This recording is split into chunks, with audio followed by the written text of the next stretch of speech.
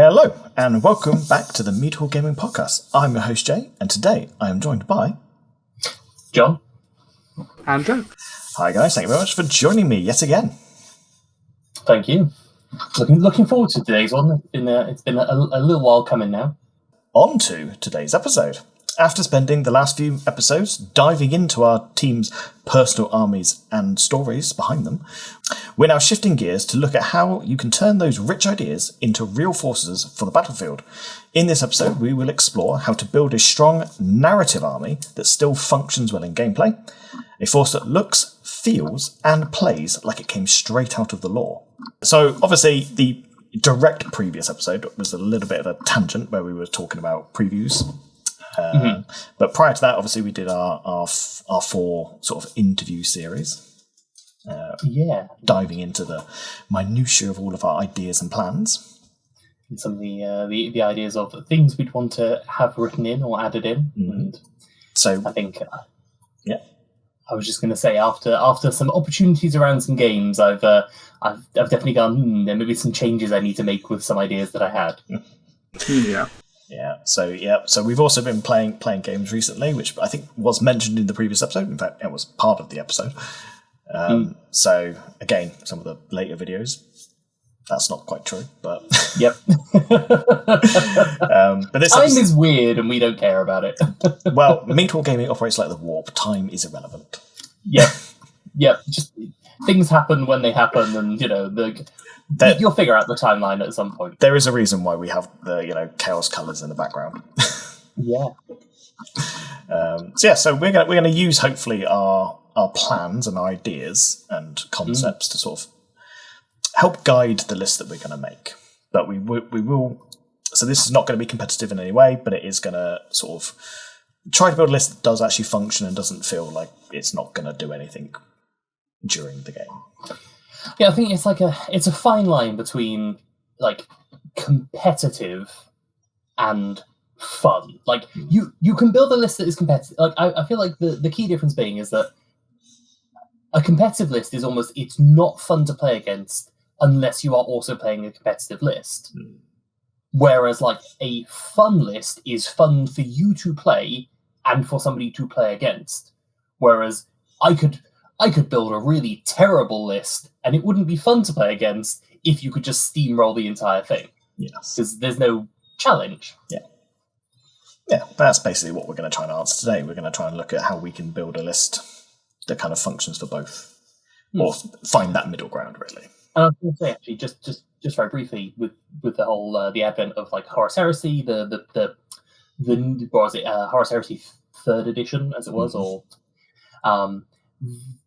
like people pointing to that and being like, it is not intended as a competitive game. It is a historic war game. But the history is just in the far future. Like, you should be viewing it through that lens of, like, you're not trying to be competitive. Like, you wouldn't try to be competitive in a historic war game. It's you're trying to create a narrative. Yeah. Which might cut. I'm going to get down off of the high. I'm going to get down off of the soapbox before I start going on about how I wish that was what 40k was. But anyway. Yeah, that might be a conversation for another day. That's definitely a conversation for another day. That may be an episode. I was going to say it. However, it definitely needs to be an episode that isn't just the two of us. Yeah, no, because that will be about 4 or 5 hours of us just ranting. It'll be the longest video. You know how YouTube has like a limitation on how long a video can be. We're going to find out what that limitation is if we go off on one. It wouldn't be hard between us, I can assure you. That's the real reason why you're here, Joe. You are there to pull somehow us from making every video 3 hours long. Last video, 2 hours, 56 minutes. So before we start going into even more tangents, let's actually move over to Tankard Talk and have a look at some stuff that's happened over the last couple of weeks. Yeah. So we'll see you over in just a moment. See you there.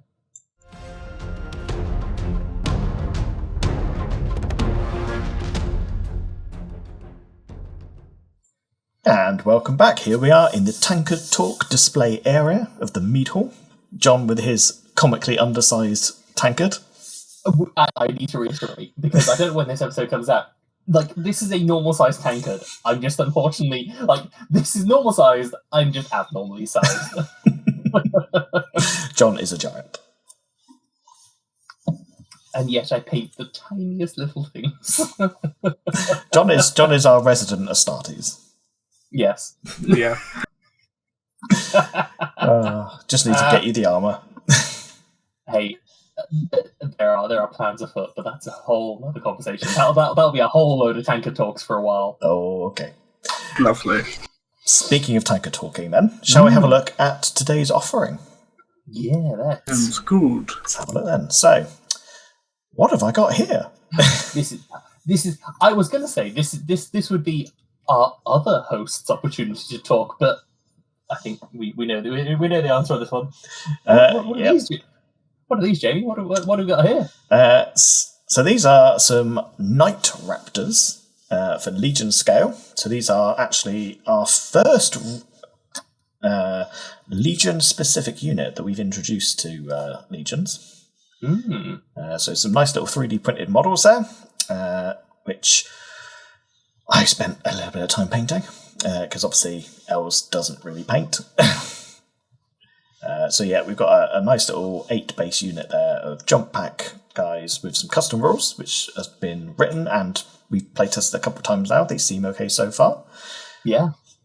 We need to run them a few more times yet just to fine tune it, but yeah, they're just quite a fun little flavorful unit. I was going to say they feel very Night Lordsy, although I will raise, having played with them, not against them but with them, I have one critique. That those chain glaives stick off the base so much that trying to put them on the building was making me go, like, I was terrified of something snapping off. Yeah. Slight issue. That might be more down to the terrain design of that one. I think it was just trying to squeeze everybody onto a building. Like, there wasn't much room. That specific building you were trying to put them into, it does have like really tight space, whereas normally they're quite easy to get on. Yeah, and I was like, that's fine, you can move them because you're currently stood up. And I was like, that's fine. I didn't realise it was a problem. I didn't move them after that point. Yeah. So these are quite cool little fun models. Pictured nicely there on a bit of terrain from the previous game. Yep. But yeah, didn't actually take too long to paint in reality. The bit I didn't enjoy, though, was doing all of the gold trim on those shoulder pads. I was going to say that is some delightfully tiny gold trim. Yeah, the little red wings were one thing, and then realising I had to trim as well. I was like, oh no. Yeah, I've resigned that nobody's getting gold trim. Them, like, some people are getting some molecular bonding studs on guys that I'm painting up. But that's because I can just go in with the silver and just go. Yeah, that's the most my Space Marines ever got, was the little studs. Yeah. But I realised actually it feels very Night Lordsy to like have like some blood and gore on them. But I realised that Blood for the Blood God, like a single drop is going to be like most of it. I love Blood for the Blood God on my 28mm scale stuff, but I could not bring myself to try and do it on the 8mm. I don't even know how you would. Like you'd have to do it by brush and very carefully. Yeah, you'd almost need you couldn't do the usual splatter method. It would just look ridiculous. It would, yeah. It'd be so big. Yeah. Ridiculous amounts of blood. Which is a shame, because there is another model coming up in a minute, which I was really tempted to just break the rule and do the blood on, but I went against it. Okay. I was avoiding hinting before. But yes, we do have a Konrad Curze. A Konrad Curze, indeed. Which actually didn't mind painting him. Yes, there's bits of trim and stuff on him, but it was a one-off. And to be honest, I painted this entire model while waiting for the shade to dry on the Raptors. I don't know if you've got a picture from the back as well. I have. I've got a couple pictures. All the way around, yeah. So whilst we're on, if we go back on before we get back, then I'll ask my question first. On the base, yep. What chapter are they meant to be? Generic Dark Angels, probably. Okay, I was trying to decide because they were coming across kind of like a bluey green, so I was trying to decide if they were whether you were going for Alpha Legion or whether you were going for Dark Angels on the base. Yeah, no, it's Dark Angels contrast over metal. That one. Okay. So what I need to do is I need to match that vibe with my second line, is what we're saying. Yes, that's what I'm saying. Because when I do Alpharis and Omegon, I was going to do one with Night Lords and one with Dark Angels on the base. Nice. Just to mirror it all nicely. Yes, the back here. Joe, can you tell that cloak? Can you read that cloak? It's not terribly detailed for me. Because I have seen it in person, and it is a myriad of different skin colours. Oh, that's good. Yeah, I did put a little bit of effort into putting a few different tones in there just to make it a bit more fun. Yeah, fun. Fun is the correct descriptor for a skin cloak. Yeah, it is. If you never had tea with Fabius, he loves it. It's a party, you know.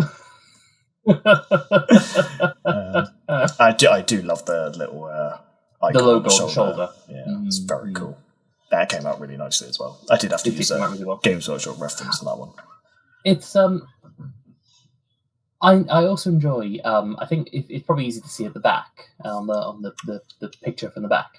The gold coming up over the top. It's a little thing, but just like those gold wings kind of coming up over the top, I think just look really cool.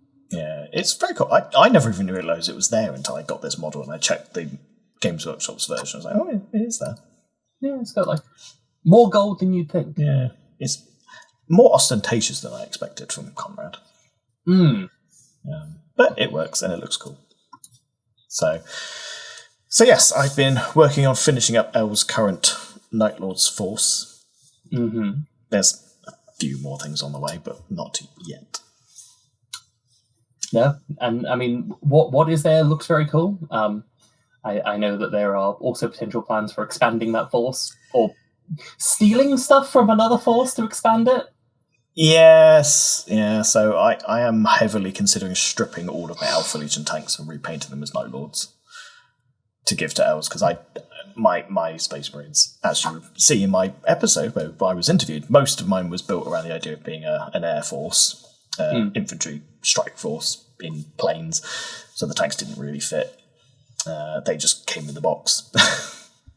Now, I appreciate that I am not but a baby in the grand scheme of the reading of the Horus Heresy books. I have started book 1, most of the way through book 1. Really good book. It's very much enjoying it. I sure hope nothing bad happens to my precious boy Garviel Loken. Nothing bad could happen, right? The Lunar Wolves are so good. The Lunar Wolves are such good boys. I'm hurting just by the mere mention of it. Anyway, but I do enjoy that El's Night Lord's army is turning into almost a bit of an Iron Hands army. With just like the amount of tanks that she's running. She just likes tanks. I don't know why. It's very cool. I don't know. She likes the tanks, but she refuses to like Titans. She's a mystery. I know. I, on the other hand, very much like Titans. Oh, yes. But I don't believe we're seeing more Titans today from you, are we, John? You are not, no. Because I've got stuff that I want to finish off. Oh, the family shot. This is the family shot, yeah. All grouped together. I thought that was in there. So yes, there you go. They're all together. They are an intimidating force. Yeah. In a very literal sense, as I discovered. Yes, so the custom rules I've made for these guys, they do have the Dread Aura trait, which in Legions makes everybody around them lose leadership, including allies. Nice. So terrifying. Nice. They are quite literally terrifying. Yeah, it was less nice when I was like, okay, I'm going to put this unit up here. They're going to be in a bit of a risky thing, but they can probably take some shots and pass morale. And El goes, "Here's my Night Lords coming up behind you," and I'm like, "No, stay away." Yeah. I mean, in fairness, it was a dodgy pairing anyway, considering your Alpha Legion in that game were not Alpha Legion, were they, John? They were Dark Angels. Let's be honest, like that was a hot mess. Let's not dwell on that too much. So, on to John's collection or contribution. Behold, the Legion assembly table. Behold your stuff. Behold my stuff. Yes, it's very much a work in progress picture today. This has been kind of my ongoing little project over the last few days. I have just been sat and been painting many, many tiny marines. He's finally caved into the berating I've been giving him for the last 3 months. Yes. So, I mean, like they are in various states, depending on what ones you've got. The kind of the biggest green mass in the kind of the center and to the right there are most of the foot troops, which equates to about 24, because there's some other things mixed in amongst them for like single models that expand out the numbers. It's about 24 stands of tacticals. Should be about 16 of jump pack. I think it's 16. It might end up being slightly more. It's definitely 24 of the tacticals, and then 8 of the plasma and 8 of the missile. And then an ungodly amount of potential HQs. It's only the reason for the HQs is I just had a load of really nice looking character models. So at a minimum, I'm gonna end up with 3 HQ stands. Because 3. Because I've got one which is intended to be like the chapter master one, which is, we've got a picture coming up. I have one which is going to be a librarian, and I have one that is going to be a chaplain, an interrogator chaplain. Nice. So yeah, more rules I got it right. Well, at the moment they can just be HQs, and if at some point you want to add in special rules for HQs, then that's a different kettle of fish. Let's be fair, we're going to do it anyway. So yeah. But like at this particular junction, they can just be HQs. But I'd be remiss if I didn't have, at least I know that the psychers are coming. I might as well have some psychers in there, Oh yeah. So as soon as either someone puts some psychers on the table or I print my own, the rules will follow swiftly. So, yeah. Okay, so we got some close-ups. So yeah, so this is the back of the chapter master. I still have the sword left to do there, but yeah, that is primed in white, and then washed with skeleton horde, blood angels for the feathers on the top, and dark angels for the cloak. And then he needs to get some little silver details, which is going to be like the stuff, the parts of like the exhaust and stuff like that. Yeah. Do we have a front face? I did send a front face. Okay, picture. so the front face will be in here somewhere. Whether it's the next one or not, I don't know. Well, there you go. The front face of him. So yes, he's also got some gold details to kind of come in. He looks rather chunky. He's a chunky boy. He's a chonker. Kind of intentional. You want a character that's going to be able to stand out. He stands out. Is he going to be on a nice little plinth or something? Tactical rock. I mean, he's got a tactical rock already. He's already got his own tactical rock. He comes with his own tactical rock. Games Workshop design principles fully at display there. Yep. Although I also very much enjoy that it's not identical, but it's a similar pose to the lion that I've already painted. Okay. So he's gonna and he's got like kind of like big furs coming over on the shoulders. That's cool. And like the little I can't remember what the name is for the leather straps that are hanging down on the front. Something like protrusions or something like that. Begin with a P. Yeah, it's a very weird word. Yeah, I'm not sure how you're supposed to pronounce it. But yes, I know it's Greek. I know that's where it's from. But got that vibe, and then probably gonna have like gold. And maybe I'll go with like the blue detail on the sword. I very much like and this is the first time I've kind of really ever seen it. especially at this scale, but really kind of the first time I've seen it, is a power flamberge. Yeah, Because it's a wavy greatsword, and it's like it's a power flamberge. It's like, why is there not another one of those? Like, how is this? I can't say I've ever seen one before. Yeah. See, hence why there is just going to be this one. He's also the only character that I'm doing in the Deathwing colours, so like properly stand out. So might he be christened with a name at some point to be the leader of the army? Well, second to the Primarch, obviously. Second to the Primarch, yeah.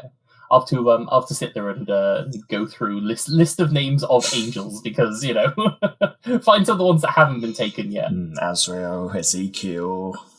You say Chris? Sorry, that took me a second or two to get there. That's very good. Okay, yeah, okay.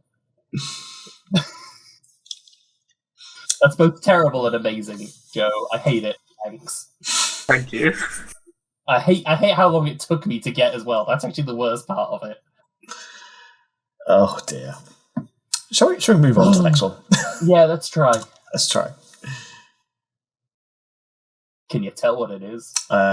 Is it an interrogator chaplain? It is an interrogator chaplain. With his little braziers burning on the back. That is quite cool.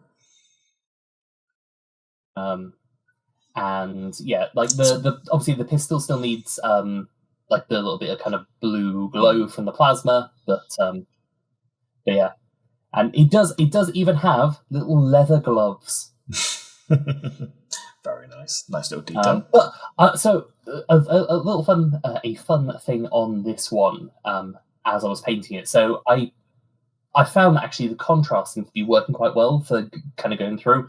I've spoken with Jamie about this one of like I've gone through, primed it all in white, and now going through and contrast painting all of the characters because I want to kind of like do it up in layers, and it's working for me. But what I was most surprised by is that black armor was Black Legion over white, and I was really worried it was just going to wash out all of the detail because Black Legion is a great black, but it's very good at just being like very strong. Yeah. But thankfully, because it's a super bright white primer, it still kind of shows through that detail a little bit.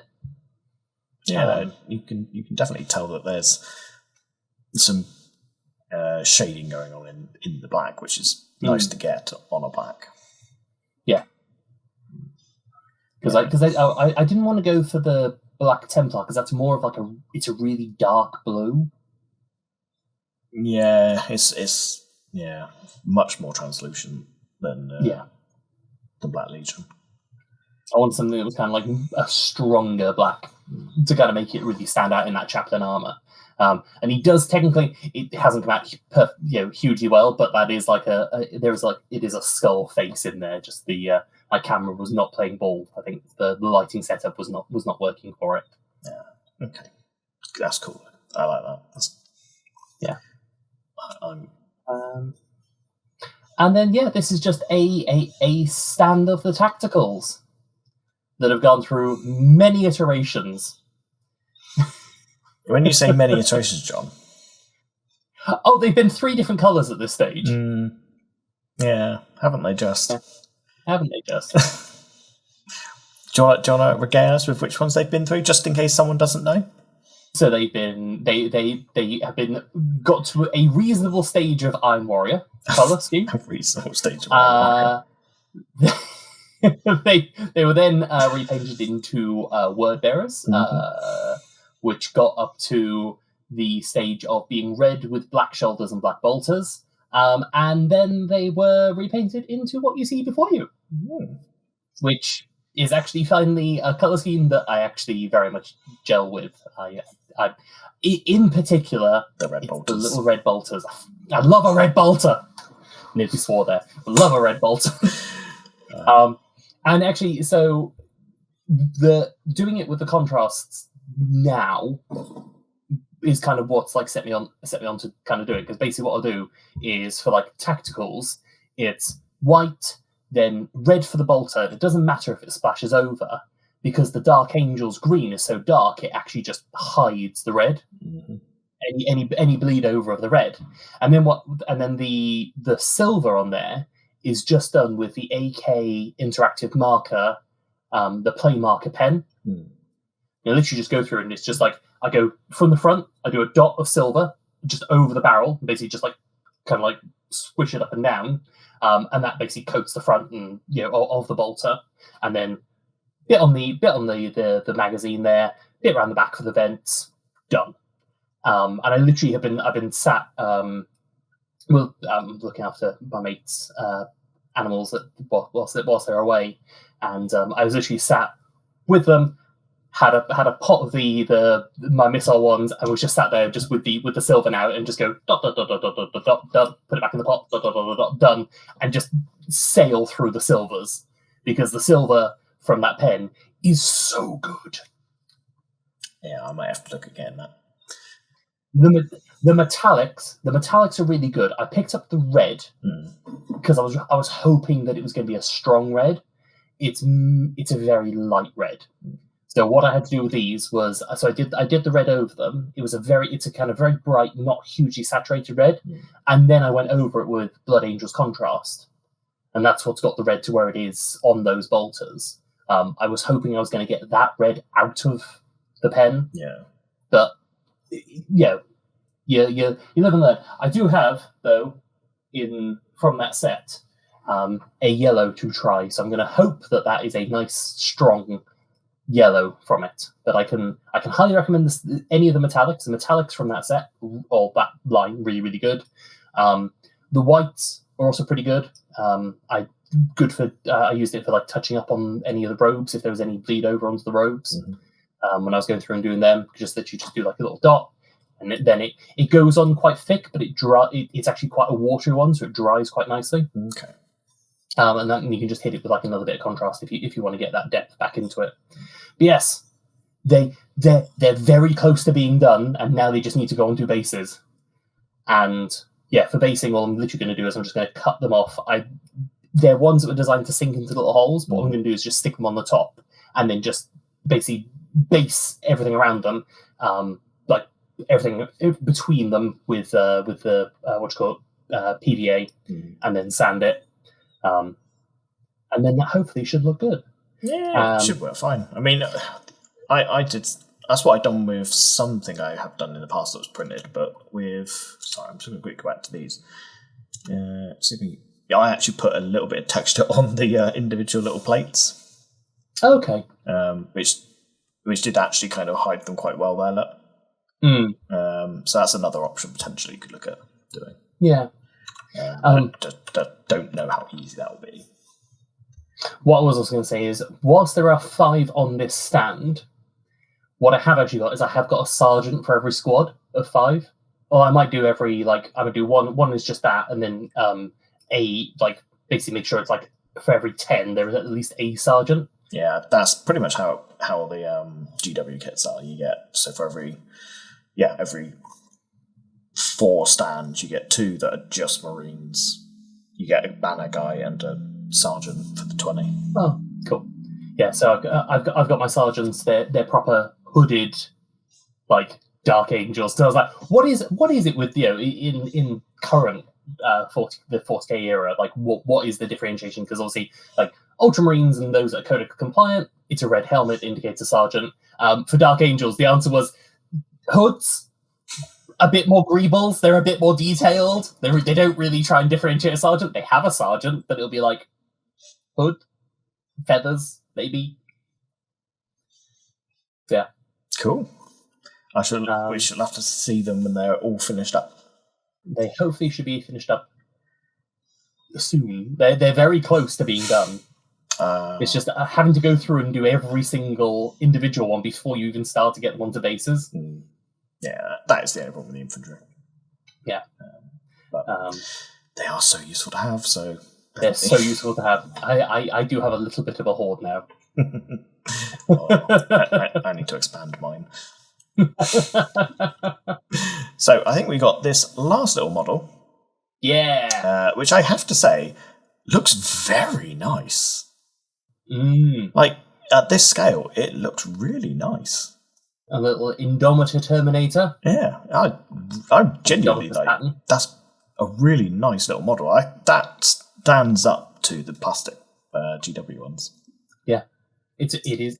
I will say it is a very, very nice model. I have a bunch more of them. I am definitely going to be building a little Death Wing or Death Knight like contingent to go along with the Lion. But yeah, and actually this one could not have been easier because it was white skeleton horde. Done. With the exception of then Blood Angels on the bolter, Blood Angels on that little bit of red for a little camera lens, a little bit of silver on the bolter. Done. You have no idea how jealous I am. You've seen the amount of detail I put into Elle's Terminators. Yes. That doesn't even scratch the surface. I've got to do her Conta cars next. the only thing I'm thinking that I'll probably do, because I'm not going to have, I'm going to have a good number of Terminators, but I don't mind spending a little bit more time on Terminators. I'm probably going to go through how to get like a very thin paintbrush and just do the little arrow that I do to do in red to do the little Deathwing logo on the shoulder. Yeah, probably that will look very cool. But I do really like the Indomitus pattern Terminator armor. It does look very nice. It's cool. It does look nice. Ironically, actually, I think my favourite pattern of Terminator is probably the Tartarus Terminators. Really? Yeah, I really like the look, but I'm, hoping someday they might get a redo. See, for me, it's the Cataphracti. I don't know what it is. There's just something about the Cataphracti armor that I just think looks really cool. Cataphracti are gorgeous. I love them. Yeah, I think they're my favourites. Similarly, I wish that they, because I was looking again at Terminator, I was like, oh, the Cataphracti came out in that box, the Age of Darkness box. I was like, oh, they must be the right kind of scale. And then looked up and be like, no, they're tiny. Why are they tiny?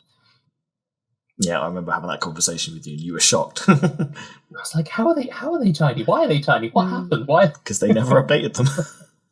So yes, I was somewhat disappointed to find out that those hadn't been updated. I'm hoping that they do get an update because they are it's just a fun design. Yeah, I'd be very interested to see what they do with it as well when they update them, because they could push it a little bit more. They also have my favourite style of the lightning claws. Mm-hmm. Because they're not they're the Wolverine claws on the back, aren't they? No. The Cataphracti ones, the ones where each finger is a lightning claw.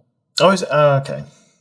The Indomitus has the Wolverine one, and so does I think the Tartarus. Yeah, I think the Tartarus might be that one. But the Cataphracti one is just the hand is a lightning claw. Very Abaddon. Yeah, who is also in Cataphracti armor. Yeah. That makes a lot of sense.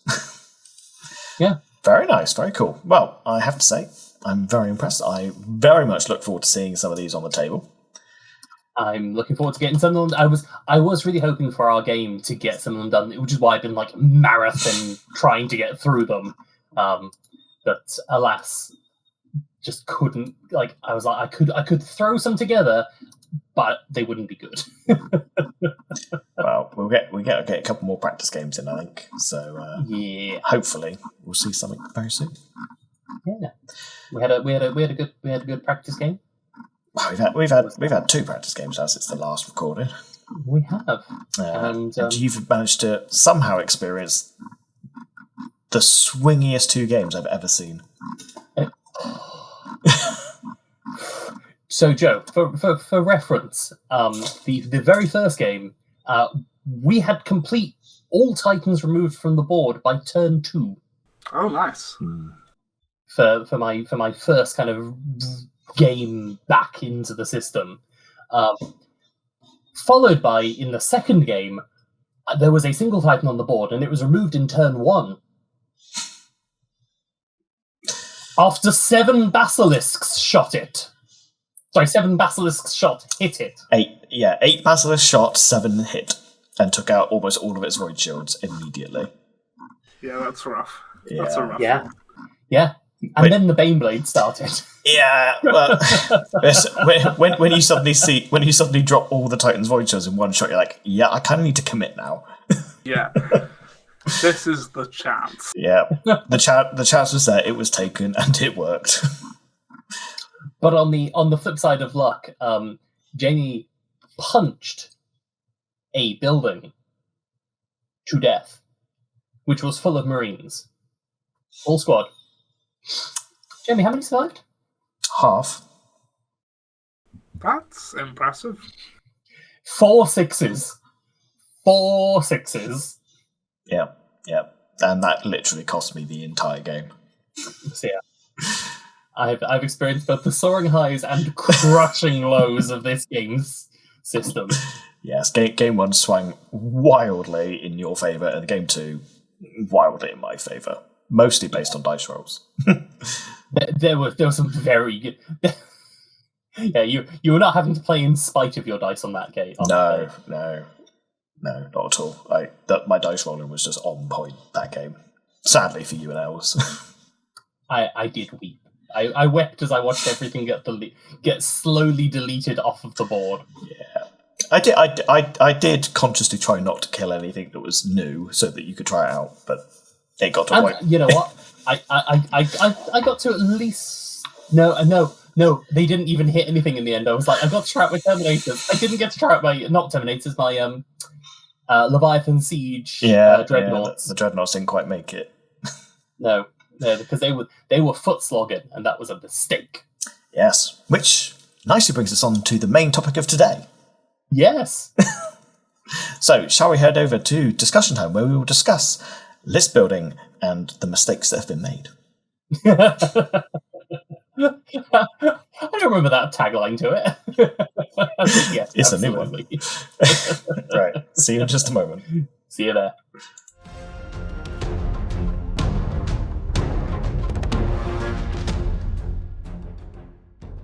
And welcome back. So, here we are. We are going to be discussing list building for today, forging a legion.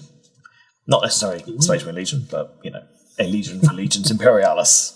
A legion force. Yeah. So, obviously we will have 2 mainline Space Marines and some Space Marines from my end.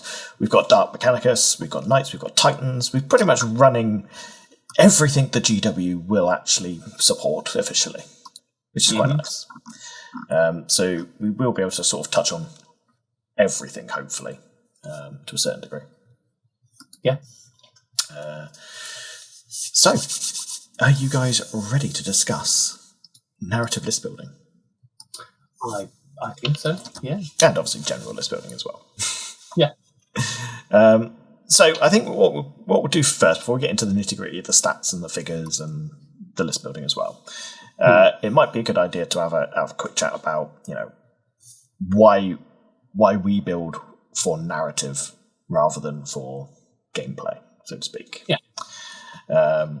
So, just what is your opinion on why you prefer to do narrative over gameplay focused net building or list building? I go first. In at least from my end, like I find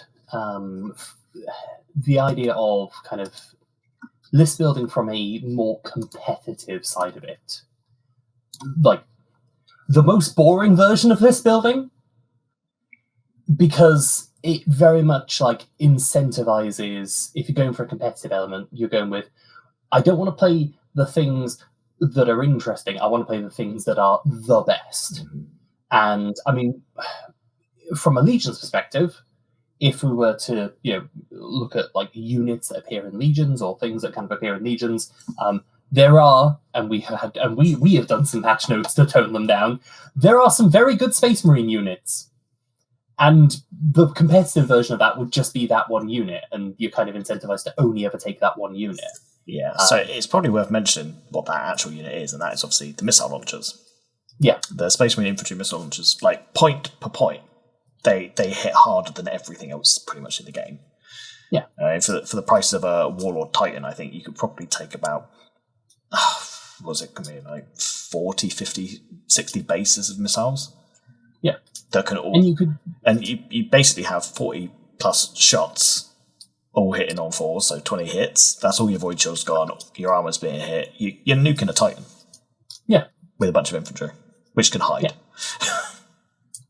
Yeah. So, like, from that perspective, it's the same kind of thing that I would look at when I'd be looking to do lists in anything I do. Is I want something that's fun to play, that I actually look forward to kind of engaging with, that I look forward to trying out and running on the field, over something that is kind of competitive. And I think the other big thing, at least from my end, with narrative stuff, is it becomes a lot easier to put your own spin on it, to have your own kind of story around it, if you have gone with, I am doing, like, is this the optimal way to do this? No, but I have done it this way because I want to try and get across this kind of story, this idea. Mm-hmm.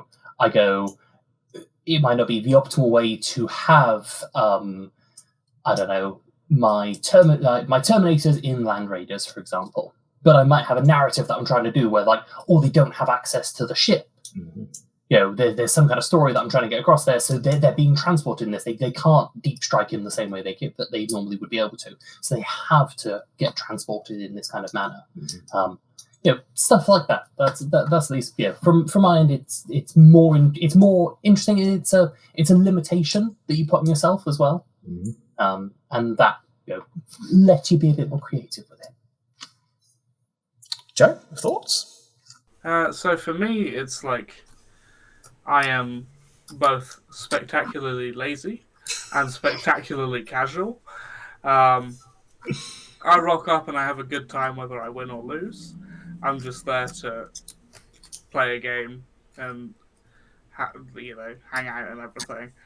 I can't be bothered to look at what's the meta and keep up with all the changes and things. So I just don't enjoy. I don't enjoy chasing what's competitively viable. I'd much rather just be like, I really like this unit. I'm going to build something around it because it's cool and the models look cool. It's definitely a reasonable way of doing things, and probably the healthiest way of doing things, because the amount of people I've known over the years in various Warhammer games who will literally jump armies because they're out of meta or in meta. It's like how many Death Guard armies went on sale. Yeah. I mean, I've seen people literally go out and buy entire armies, paint them over a weekend to a okay standard in some cases, just because that new army just got their codex out, so they were really, really good, and then 3 weeks later they get FAQ'd and they suddenly lose interest in that army for some reason. I wonder what that reason was. I think my absolute favourite story regarding people doing meta chasing was somebody who was flying over to some, I think it was like an internal flight in the States, but they were flying to one of the big tournaments in the States, and they saw somebody else on the plane who was clearly going to this tournament. They knew they were going to this tournament because they had the new Votan box and they were painting it on the plane so that they could get it in that tournament. That's commitment. It's commitment to trying to chase the meta, but because when that code when they came out, I mean, they were so broken they had to literally completely FAQ them to begin with. Well, I think was that the first time they FAQ'd an army before it had even been released? It might have been, because I know they even offered refunds on it. Yeah, they did. Yeah, I think that might have been the first time where a codex was FAQ'd prior to its actual official release. But yeah, it was a little nuts. Just hearing that. Yeah, no, definitely a very healthy way of playing a game anyway. I think is just not meta chasing, regardless of whether you're playing narrative or competitive. Yeah. Rules change, models are forever. Are they though? Well, if you're putting the time into them. True, but yeah. Sorry. Okay. Yes. Okay, yeah, okay, you got me there. Yeah. Sorry, John. They did invent the whole Legends thing, They did invent Legends. which also has hit heresy now as well. It has indeed hit heresy. Oh, God. But anyway, that's not the topic of today. Just want to make sure we're being clear. Well, actually, hold on. I will say that if you're playing narrative, Legends is perfectly fine. This is true. This is very true.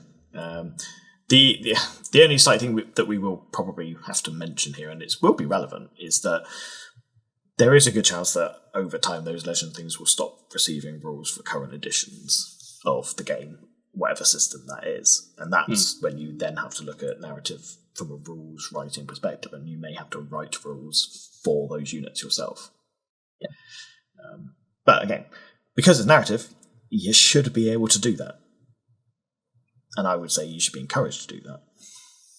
Yeah, if there's something if there's something that you want to take, you're playing with people who agree with, and I think that's the other thing actually, is that narrative compared to competitive play really is a game about everybody having fun. And yes, there will be as a consequence of it, there will be somebody who wins and there'll be somebody who loses. But it should never feel bad, whichever side you are on, because what you've actually done is you've made a story out of it. Whatever that story might be. I choose to believe that our game, where we got absolutely rinsed, was because it was a combined force of Dark Angel and Night Lords. Those two were. I wouldn't be surprised if they were killing each other on the way in there. Yeah, they weren't coordinated. They weren't coordinated, and that's a nice thing about like a narrative element is you're going to go, I want to do this because this is fun. I mean, if we're going to take Legions, and I was going to go, okay, I'm going to play this competitively. Would I take anything other than World Eaters as my option? And just try and okay, the Emperor's Job one is also very good, but like re-rolling a load of things in fight, and we know that fight is actually very good. That's brutal. Yeah. Legions was not made for competitive gameplay, very much like Heresy. But there are some people who will want to build that way, and there will be people who want to game the system, so to speak, which is a shame, but that is the way it is. We don't partake in all of that. No. We don't do that here. We don't do that. No. So, yeah, I agree with everything that's been said, really. For me, the only thing I'm going to add on to that, really, is the cinematic of the story and the game. Is I like the game to feel like I'm taking part in a movie almost. And I fully encourage people to quite literally take on the role of their character sometimes and scream and shout and do their battle cries at the beginning of the game. One day, Jamie, we'll get you that orc army. Oh, yes. My neighbours are going to hate me.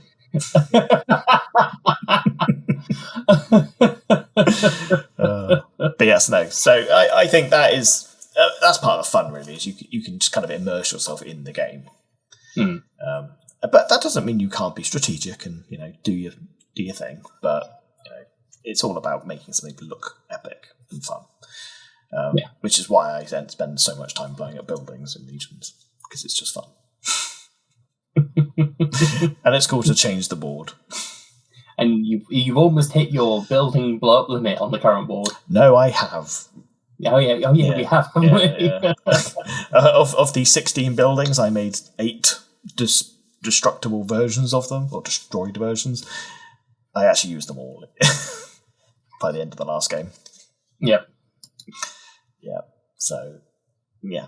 Which again, actually, and that's like another element actually of the narrative side of it, is you can do things like what you've been doing, is having that kind of persistent battlefield. A narrative element in a battlefield is something that you couldn't get in a competitive game, because you go, well, we have to reset after every single game back to the beginning, so it's always going to be the same standard. Whereas actually what you've been doing with the in terms of the setup of the games is that battlefield does not change between each game. every building that's been destroyed is going to be destroyed in the next game. It's an ongoing fight. Yeah, you can definitely get some kind of nice persistence there. And I think, okay, it's not necessarily the topic of the conversation, but I'm going to bring it up because it's relevant here, what we're talking about, is that I've seen quite a few videos popping up recently by people on YouTube. I think the guys over at Mini Wargame have mentioned it recently. Paul is bad at stuff is the other one. I think they mentioned it, is that people are starting to notice how stagnant boards are because of the terrain requirements and this, the L-shaped ruin now is big. A few years ago, the L-shaped ruin was like, oh, this is an amazing idea. Now people have come to realize, actually, it's a really, really boring idea. And it just makes everything the same. Yeah, and I like my boards to tell a story. I've been teaching elves how to make a board. You put things in certain places to try and emphasize an idea or a story. Each part of the board is, a section of the city, or something happened here. The guard put up their defenses just outside this point, stuff like that. You can make a living environment to actually play the game in, rather than this stock standard cookie cutter. Basically, let's just use books and Jenga blocks because that's might as well be what we're playing on.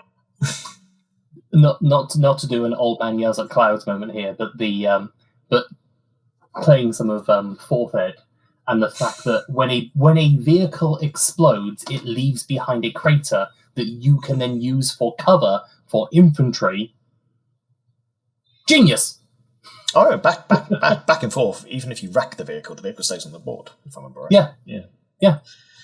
Or my personal favorite was if it's something that hovers, you can still shoot it, but it just gently floats away in a random direction. I don't know if it was fourth, but it might have been fifth, where they actually crashed and burned. So it depends on how fast they were going. Because this one was stationary. I have done that because I had this is the narrative element coming out. There is a dreadnought that is in my fourth list who is the vehicle grabber, because it's gone up against Eldar multiple times, and every single time I've meleeed an Eldar vehicle out of the air and just smashed it into the ground. Yeah, the old systems definitely have more narrative leading rules. So it reminds me of back in fantasy, the giants that you get in fantasy. They were pretty much the biggest things you could get other than the dragon.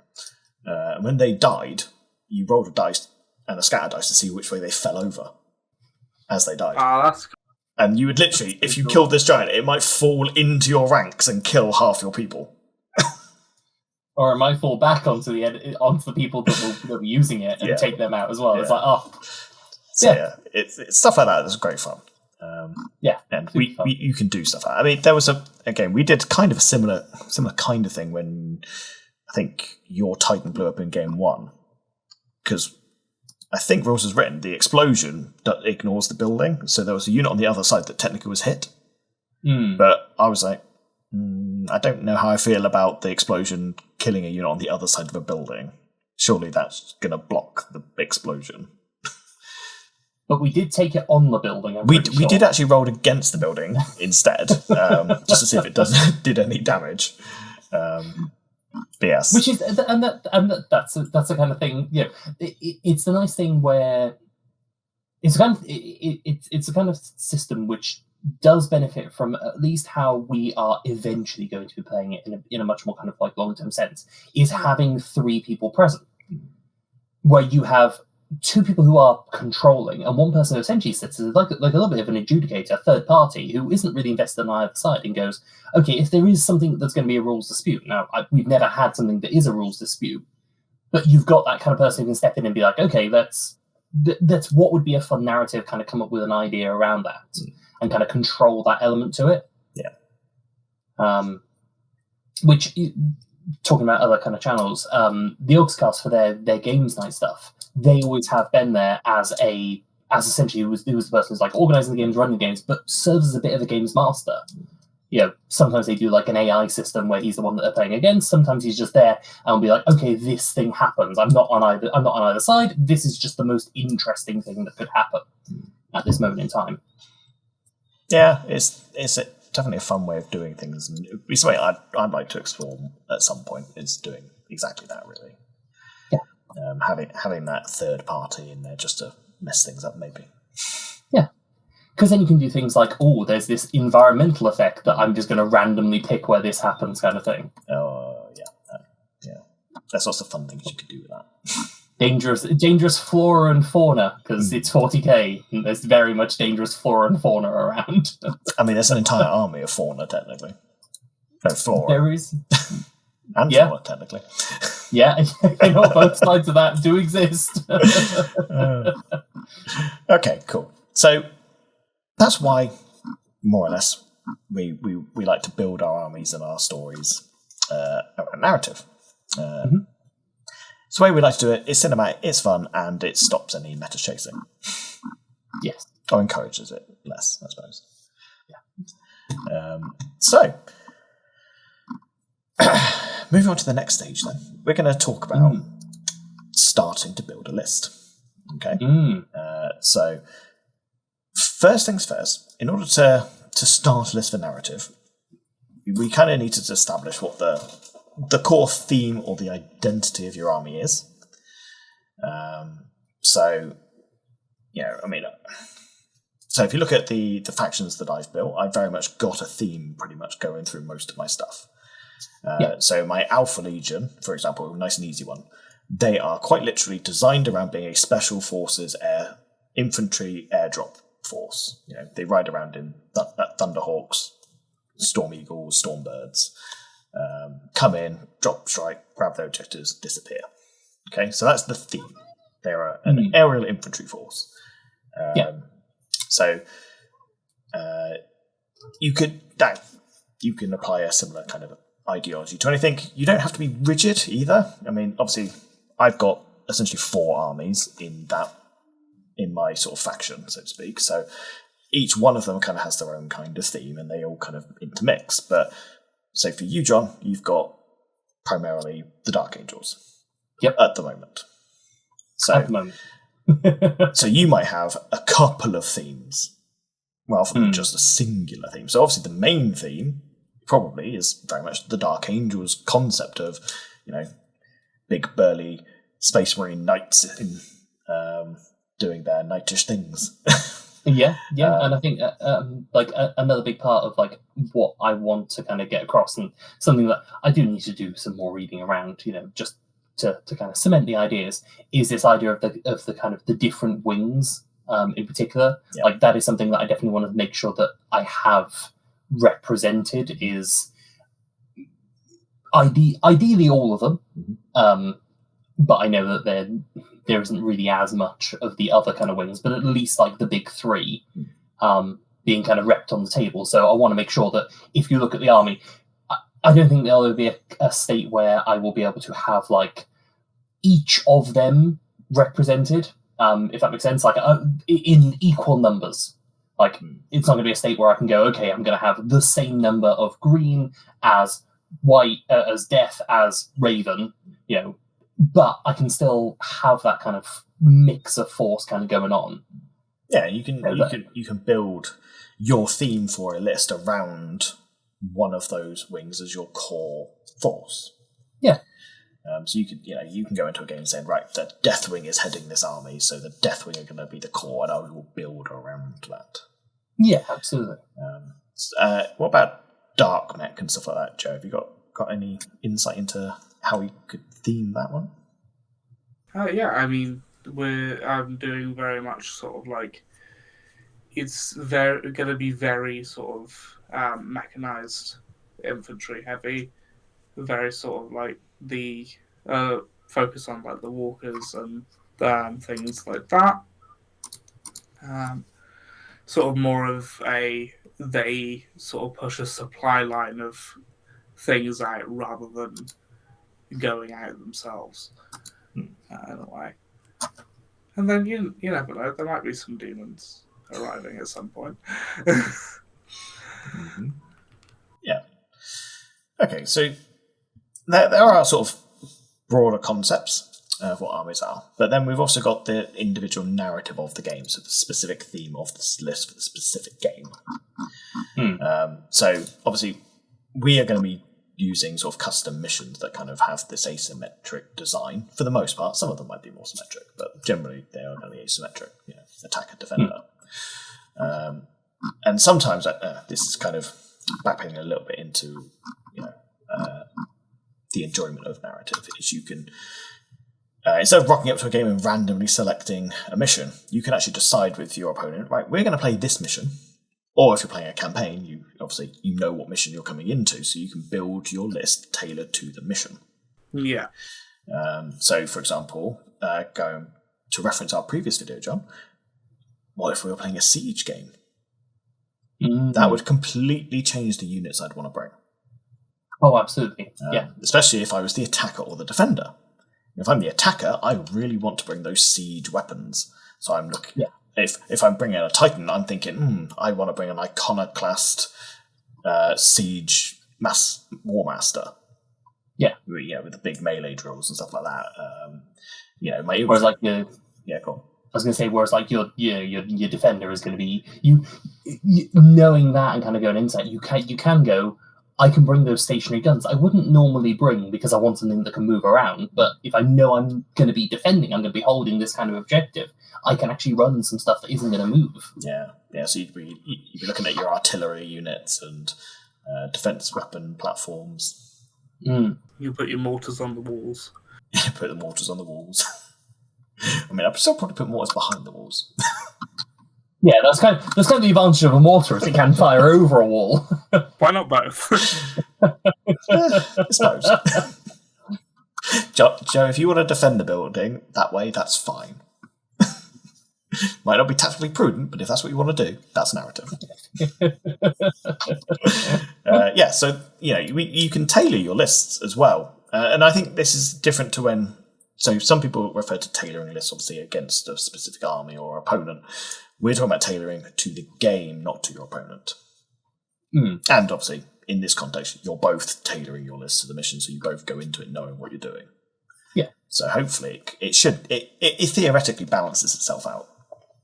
Yeah, and also it feels more like narratively sound, because it's like realistically, if you are taking a force to storm something, or you're taking a force to do an objective, you're going to know what the aim of that is. Maybe less so with the defending party, because obviously they will just have the force that is defending it, but you still kind of know what threats you're dealing with. Yeah, I was also going to say is that when at least we do it, it's not a case of we know what the other person is bringing. It's just that we know what the role is that we are going to be fulfilling. You know that you're going to be attacker. You know that you're going to be defender. That doesn't mean I'm going to build my list to counter yours. It's just that I'm going to be building my list to do that role that I'm going to be, I'm going to be fulfilling. Yeah, I think, and that's key. Really, is actually matching the army to the narrative of the game. A lot of armies you see in, say, 40k and a lot of games you play, you build them as all-rounders, don't you? Because you have to be able to do everything. Whereas in a fully narrative experience, you are building to the mission, so the mission actually feels like it matches the army that's on the table. Going back to the siege mission, if I'm doing the siege mission, I want ranks of infantry lining on a wall. I want heavy artillery guns firing over the back. I want maybe a couple of scout units to sally out. I want to see the attacker with ranks of infantry piling into trenches and massive siege guns rolling up to the gates. That's what you want to see. Whereas if we were doing that in, say, a more 40k term, you'd end up with random units that aren't designed really for the role of sieging, which feels a bit off. Yeah, no, absolutely. And I think that's very much the thing of the difference between something where you're coming in, because, at least with how missions are handled, or how the roles are kind of handled in 40k, you roll off to find out who's attacker or defender, and actually they're basically the same. It's just a different color of card that you use, at least in 10th. Yeah. Whereas, we within our system, it's very much like a attacker defender means something. They have a different experience. They're playing the same game, but from two different perspectives. And it makes it actually feel like it is a more interesting thing of attacker and defender. Like those words mean something. I think the other thing as well is you're not thinking in two mindsets. You know you're the attackers. You know you've got to progress. If you're the defender, you know you've got to defend. So that doesn't stop you as the defender from dropping units behind, because flanking still is quite useful sometimes. But you don't have to do that. You can concentrate on doing the role you're supposed to play and be rewarded for that in the rules as well, which is nice. It's like my favourite mission, I believe it was in 9th, was the ambush one in the I think that was one of the narrative. That was one of the Crusade missions, yeah. Yeah, one of the Crusade missions. Because it was so interesting to actually have attacker and defender looking like an actual sort of ambush mission, rather than just being just who goes first, who goes second, or Yeah. I can't comment on Crusade for 10th because I haven't played it. It's just hopefully those kind of things do exist for those people who play narrative games, but I don't know. I fear it doesn't. Maybe not. Older edition's bad. Okay, cool. So we've kind of got a rough idea of where we want to start and what we're going to do. Okay. So what I think we'll do is we will pop over and we'll have a look at the tool that I've been using to make my Legions lists, which is great up until I start adding in units that I've custom made, and then it gets a bit more confusing. But that comes to the territory of adding in things that aren't official. Yeah. So a lot of sense. Yeah. So obviously, with that in mind, this will be everything that's official. Yes. So I'm just going to pop over to the other screens. Okay. So this is Legion Builder, the application that is free to use online. We will provide a link in the description if you haven't already got or seen this before. So it's relatively nice and easy to do. This is the splash screen that you basically get presented with, I believe, at the beginning, although you might have a login screen. I'm obviously logged into an account already. But the accounts are free. You can set it up, no problem. So all you really want to do. So this is the main splash screen that we get access to, and nice and easily, we can just click create a list, which will take you to your sort of list screen. As you can see, I have got quite a few lists in here already. Mostly collating all of my collections and the unpainted minis that will be added into those factions. As you can see, my Solar Auxilia, for example, I've got about a third of them done, and I've got another 2,000 to go in yet. I'm not even sure if that's actually even accurate anymore. It might be more. Wow. Yeah. So anyway, what we'll do is we'll create a new one. Now, there is this little thing here. This is for if you're doing the Titan Death, Titans only list building. We're not going to cover that today because we haven't covered that ourselves. So we're just going to look at standard game mode and create a list. Yep. Now, the key bit of advice I will give you if you're using this is to make sure you click this save button. This is not going to auto-save at any point. Okay? So if you get into this and you're building your list up, I would click that button probably after doing every single formation, just in case. The amount of times I've lost everything I've done because I've not pressed that button. It's very annoying. Give the list a name. Example list, in this case. We've got our faction. So this is obviously the primary faction for the game. And you get these big red flags at the top telling you if you've broken any major conventions. So what we'll do is we'll just start with Legiones Astartes, because that is what most people are and will be familiar with, both in our team and probably at home. Loyalist or Traitor, we don't tend to bother with that with our lot because we're in sort of we don't really play in a heresy, but that can be relevant if you're playing strictly heresy version of Legions. And obviously your game size, standard game size of Legions is 3,000 points. We have played a couple of games at 1,500. They do work. They just feel a little bit too small in my opinion. 2,000 is probably the lowest I would go for a reasonable game or a reasonable experience.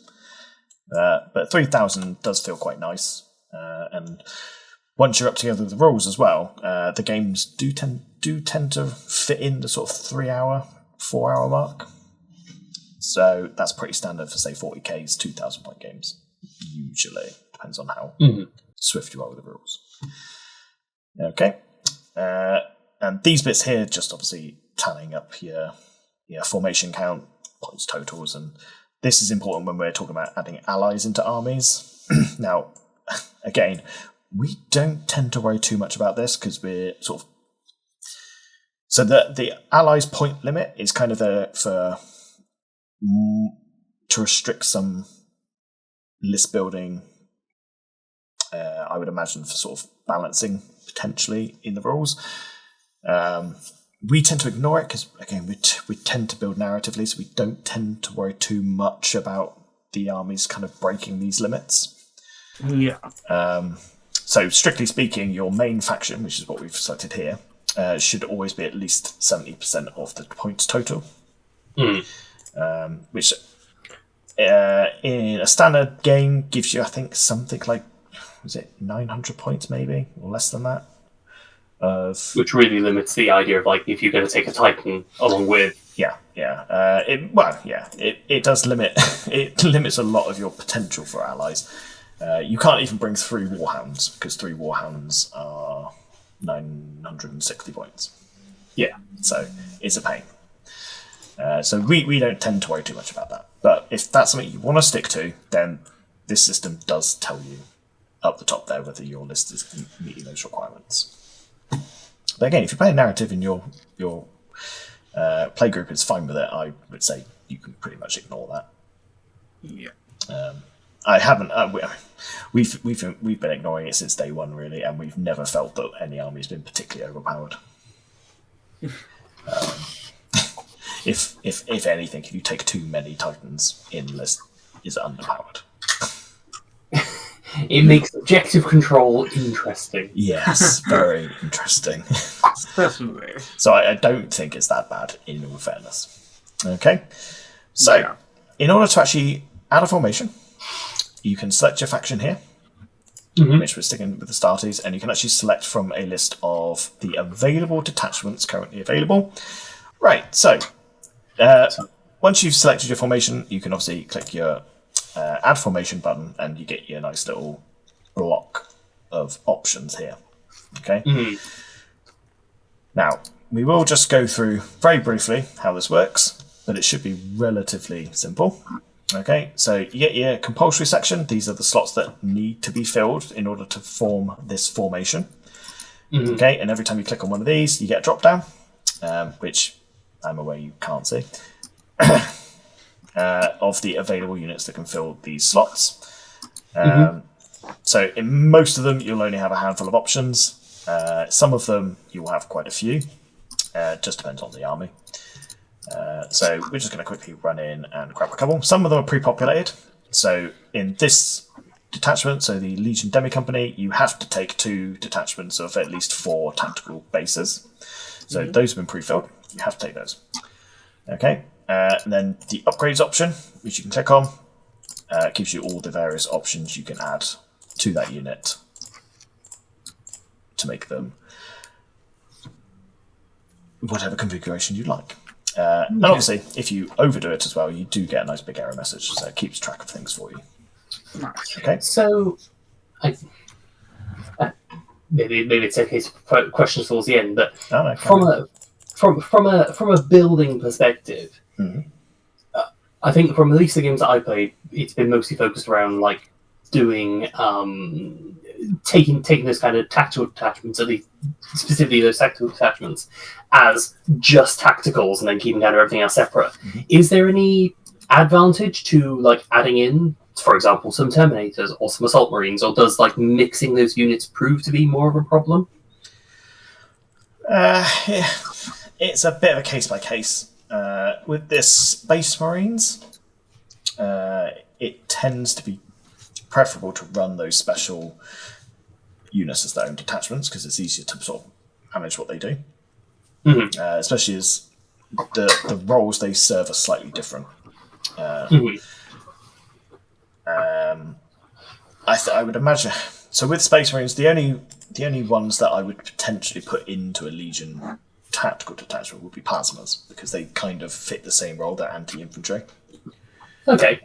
Whereas the missiles are, they can be anti-infantry or anti-tank.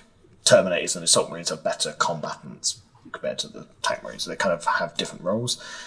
The benefit of doing that, though, if you do decide to obviously put Terminators in with tacticals, is you can do one of two things. You can either use the Terminators to tank shots because they've got better armor save. Yeah. It's only slightly better, though, although they do have an invuln, I think. Or you can obviously use the tacticals as essentially ablative wounds for the Terminators. So it's an option. It's one I don't tend to rely on or use. I tend to find that using the specialist units as their own detachments are preferable. The main exception to that is when we go over to Solar Auxilia. You do have access to flamethrowers. You cannot have currently flamethrowers as their own unit. If you ever could, my god, they'd be nasty. But the funny thing is, you can make them top heavy. You can have more flamers than las rifles.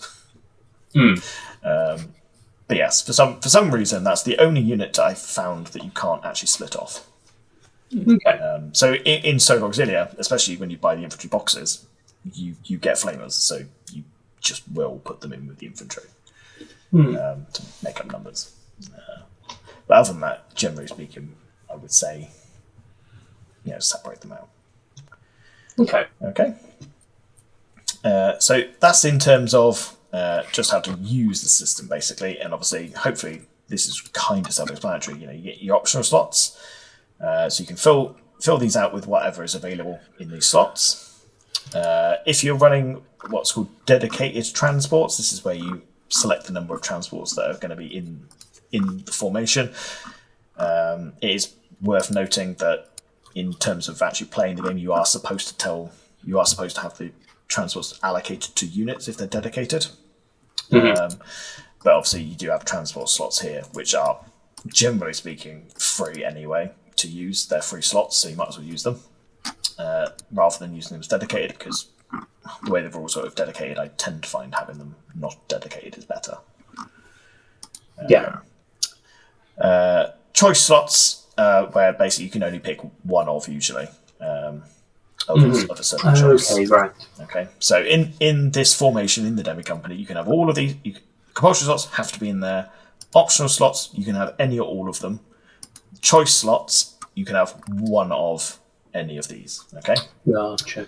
So you can have one light armor or one air support, and at the bottom you can have one artillery or battle tank or heavy armor. I was going to ask.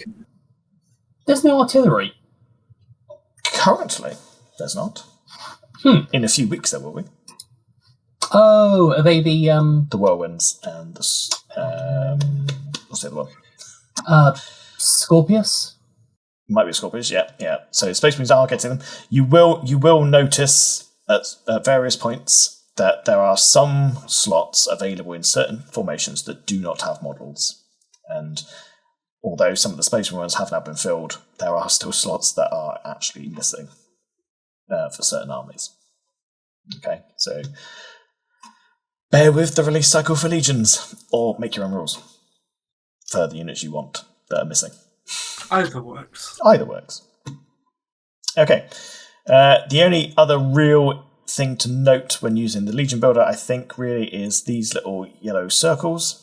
Okay, if you actually click on them, they actually give you a breakdown of what that thing means. So this actually tells you what the formation does, breaks down what you're allowed, and if it's got any special rules. Okay. Which this is the rule I always forget when playing, because I don't generally play the Space Marines, and I forget to remind people to actually remember to read their own rules. you actually get a bonus here for this particular formation. And then again, if you go over to say a command squad, it will tell you the stats. So you can kind of use this as a quick reference sheet for the game as well. Yeah. So it's really, really nice little tool. The only thing you will find is, although you can hover over these, some of them will display the shorthand. Some of them will just give you a rulebook reference because they're too long for a tooltip. Yeah. Okay, but you will eventually get used to most of these, and you will be able to just work out what they are from the individual text. So that is the actual core of how to use Legion Builder. Okay. Is there any questions or anything you want me to kind of go over in regards to actually using Legion Builder? I think in terms of using it, I think it's very straightforward. And actually, I think part of the idea of the kind of the formation slots was one, and this is coming from having previously tried to use this, and now coming into using it with a bit more experience. And sorry to keep harping back to it, but having had a bit more experience playing fourth, where there was a whole thing of you had to follow the rules of like building a list and like going, okay, so these are the ones I have to fill that are compulsory. This is, kind of building around this compulsory idea compared to what there is now. So yeah, I mean, like in terms of kind of like the interface on the system, I think it's pretty straightforward. I think most of kind of, at least my area of kind of questioning is how to pick and build around the right kind of formation, because there's so many formations. There are quite a lot. Some of them are superfluous, I think. Some of them are pretty much must-haves in most games. And I think that's the bit that has, at least from my end of list building, is going with being hit in the face with, rather than if it was just like you could take demi companies and you'd always have to build around demi company and you could do more and more demi companies as you kind of ran out of space. That would be easier. But then going to, how about you have everything? So one thing is worth noting is there is no limit on formations. You can have as many formations as you like. There is one restriction on formations, which is probably the only restriction I do like to keep when it comes to allies, and that is that you can only have one allied formation for every one core formation. Yeah. So if your core army or your faction up here is Legiones Astartes, I can only have one allied formation from another faction for every one Astartes formation. Okay, so like if I had a demi company, I could then have so say I had a demi company and let me go with another example, an armored company or an aerial assault company. Okay, that would then give me access to 2 slots that could be filled by allies. Yes, so you could have 2 formations of Solar Auxilia or a formation of Mechanicus and a Titan detachment. Okay. Titan formation. Got to use the right wording here. Yeah, that makes sense. Yeah, and that's probably the only sort of restriction that I still use in building, I think, because I think it's a nice one that doesn't limit points, which can make things a bit annoying at times. Whereas I think the formation restriction actually works itself quite well. Yeah, because that makes sense. Like for every one that you can have an ally with them. And it kind of it essentially would end up encouraging you to build around your main force and then have allies in, rather than going, I'm going to take a single group of Astartes and then a bunch of Titans instead. Yeah. And my army is actually Astartes. Mm-hmm. It's basically exactly that. And points-wise, technically the Titans might be more in the way we do it, but you'll still have more formations and detachments of Space Marines simply because you have to fill out all the core slots. Yeah. So it still works, I believe. So now we've gone through the whole rigmarole of actually using the platform, and it works. The next stage is to actually build a list. Okay. Now, there's one piece of advice I think that I will use pretty much every time I ever build a list. Pick one unit or formation in this case as the thing you want to run for the game. Like, think of something that you want to be the core of the army, that specific list.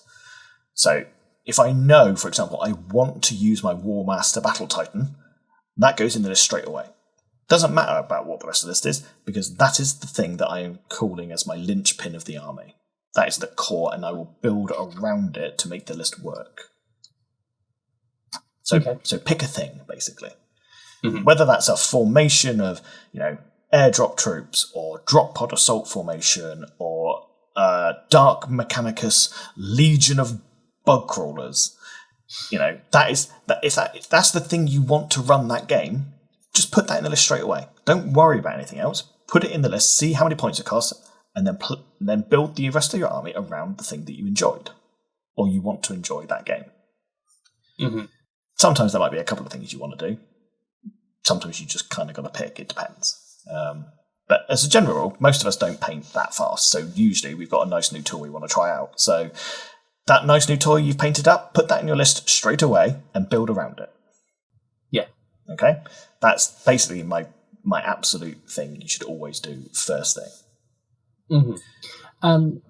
In terms of, say, that thing, and I guess this kind of goes into a little bit of like when we're talking about like the nitty-gritty in this building. And I appreciate it's always going to be a case-by-case basis. But I guess it's the age-old question, MSU or biggest version?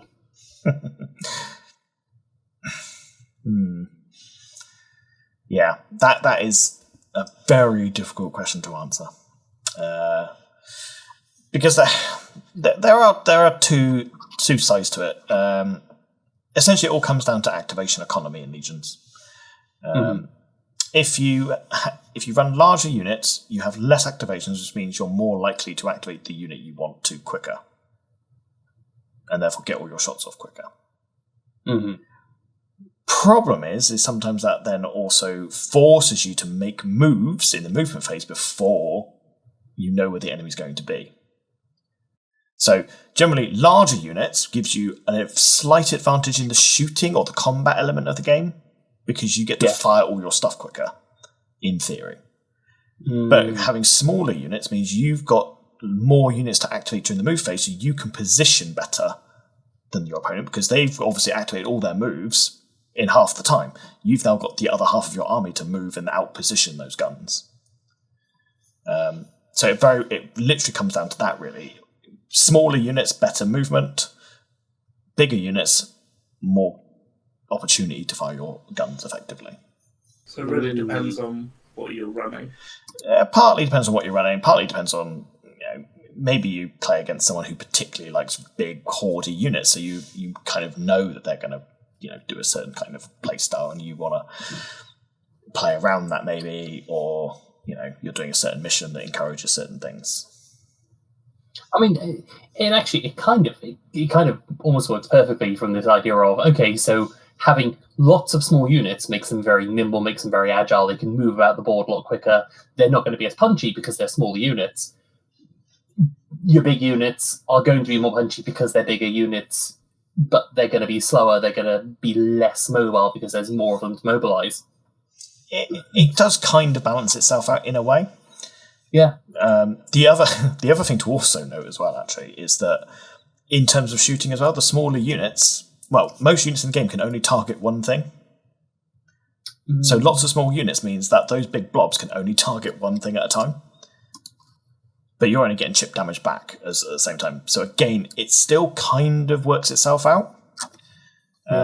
The only exception to that really is Titans. Titans do have the ability to multi-target as a standard. Yeah. But again, they're big targets at the same time. So I personally, I don't think it matters. I think the game weirdly balances itself out naturally. You can go big or you can go small. from somebody who is maybe coming into this early on in their experience, which way round would you be suggesting? Like, if somebody was kind of coming in new to this, what would you be saying that they should be building around, having like less formations and bigger detachments in those formations, or lots of small formations and lots of small detachments in those formations? So, where possible, and I think it works perfectly. I would suggest to someone who's new, who is only starting out, I would go, for now, big formations, big units. Okay. Simple reason is, the less formations you have to deal with, the less you have to track in terms of breakpoints, in terms of game rules. You just have to concentrate maybe on a couple of formations and figure out who's died in what formation. So it makes that easier. Big units, because you've got less to think about. Okay, and I also tend to find that movement is the thing that scuppers people the most. People struggle more with movement shenanigans than they do with target priority, generally. Okay. So if you've only got a handful of big units to worry about, I mean, at Legion scale, a handful is still about 20 units probably, or 20 detachments. You have less to paralyze yourself in decision making. You can make those decisions quicker. And then as you get more confident, break it down a bit more maybe, and try going for the more mobile style of play. But then you might just decide, actually, I just like having mass ranks of big guns and hordes of infantry, and that's just the way you like to play. Yeah. But yeah, certainly as a start, I would say large and small. Okay. Large and small? Large and narrow is probably a better way of phrasing it. Fewer formations, larger detachments. Yeah. That is probably where I'd run with it. Yeah. Wide and shallow, as opposed to deep and narrow, I guess. Let's just go with the easy one, which is few formations, large detachments. Yeah, that sounds like it makes that makes more sense. Yeah. Okay, so core unit is what we're going to be aiming to include first in a build. So what I suggest we do is maybe we'll go through and actually build a list together. So we'll pick a theme, we'll pick an army, and we'll pick a mission, and we'll build a list. Okay, cool, sounds good. We'll maybe do this 1 or 2 times, 2 or 3 times maybe, depending on how we feel, just so that we can try and catch anything where we want to ask questions or something might pop up. Yeah, sounds good to me. Cool. So, how about, John, give me a faction. I mean, the obvious one is Astartes, because that's the one that I'm playing. Yep. Joe, give me a mission scenario or something to build around. Let's go with a siege. Cool. We're gonna stick on theme.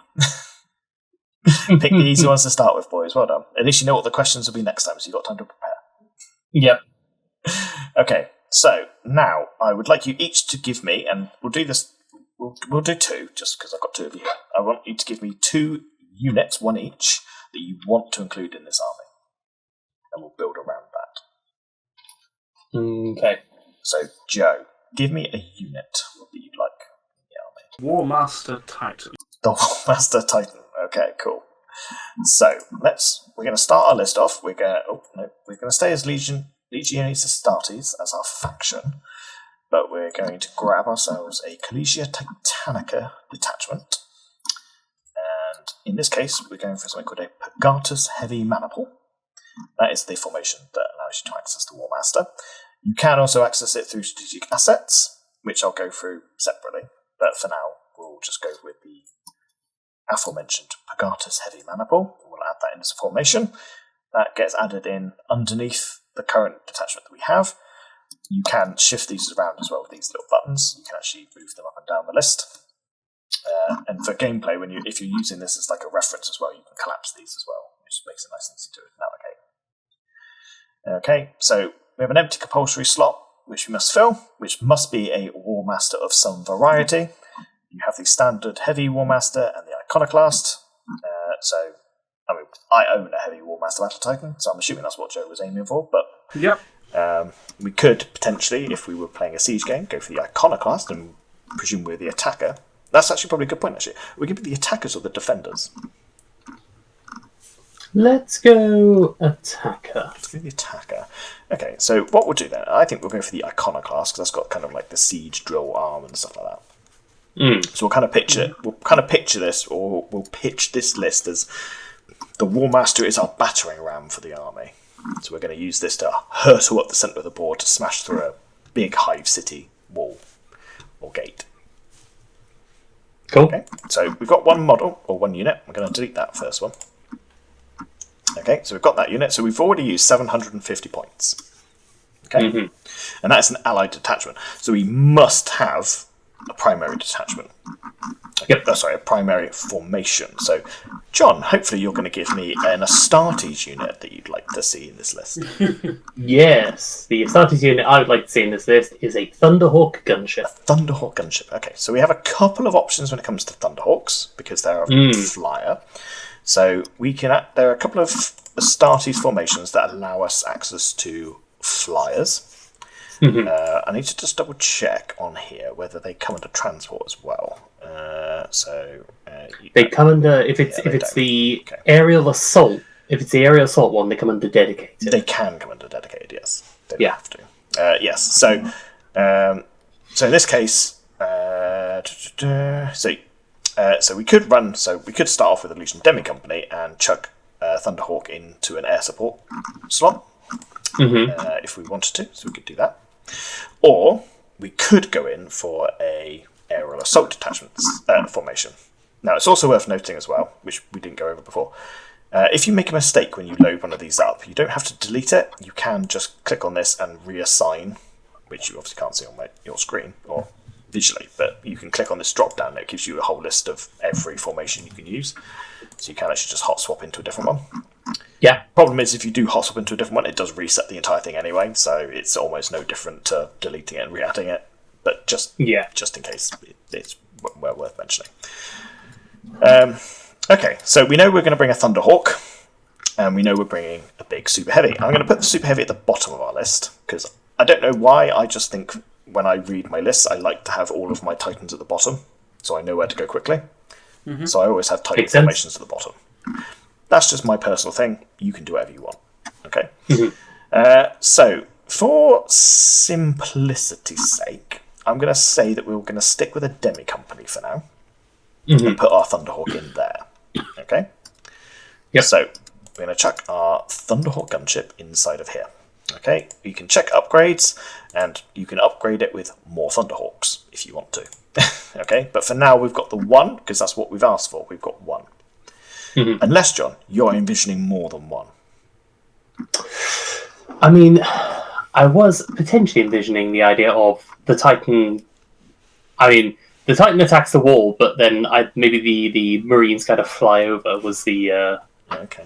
So was the potential. But maybe it's a case if you have like your small drop force that goes in and like harries, and then the others wait for the Titan to break down the wall first. Okay. Okay, well, let's stick with one for now. We can always come back to it later. Okay, so we've got the two units that we absolutely know we want to have in the mission. Okay, so now we're going to build the list around what we've got. So first thing we need to do, obviously, is come to the core choices of this detachment, because we've selected a unit that's not a compulsory slot, so we must fill these up. So first of all, what we're going to do is we're just going to whack a Legion Commander in, because we need a HQ. We've got 2 units of 4 attacks, which is fine for now. And we need a support choice. Now, I appreciate that when I put the drop-downs in, you can't see these organically. I may add them in post. But essentially, we can have plasmas, rocket launchers, assault marines, terminators, rapier batteries, Leviathan dreadnoughts, Contemptor dreadnoughts, and apparently a Deathstorm drop pod battery as a support choice. Probably don't ever bring that. From what I understand of the rules, it's terrible. unless you really want them, because that's your thing, it's probably not worth it. So we're going for a siege game. So would I be wrong in thinking that maybe we should chuck some Leviathan siege dreadnoughts in there? See, My thought was to have, if we're filling compulsory slots, you probably want something in that Thunderhawk because it is a transport. Mm-hmm. So maybe having that support there as the assault. You can do. Obviously, we do have additional support slots. Yeah, that's true. That we can use up. But there's no reason we can't do that now, so we'll do that now. That's fine. So we're going to have our Legion detachment, a Legion's assault detachment. Now, we've got 8 transport slots inside of our Thunderhawk.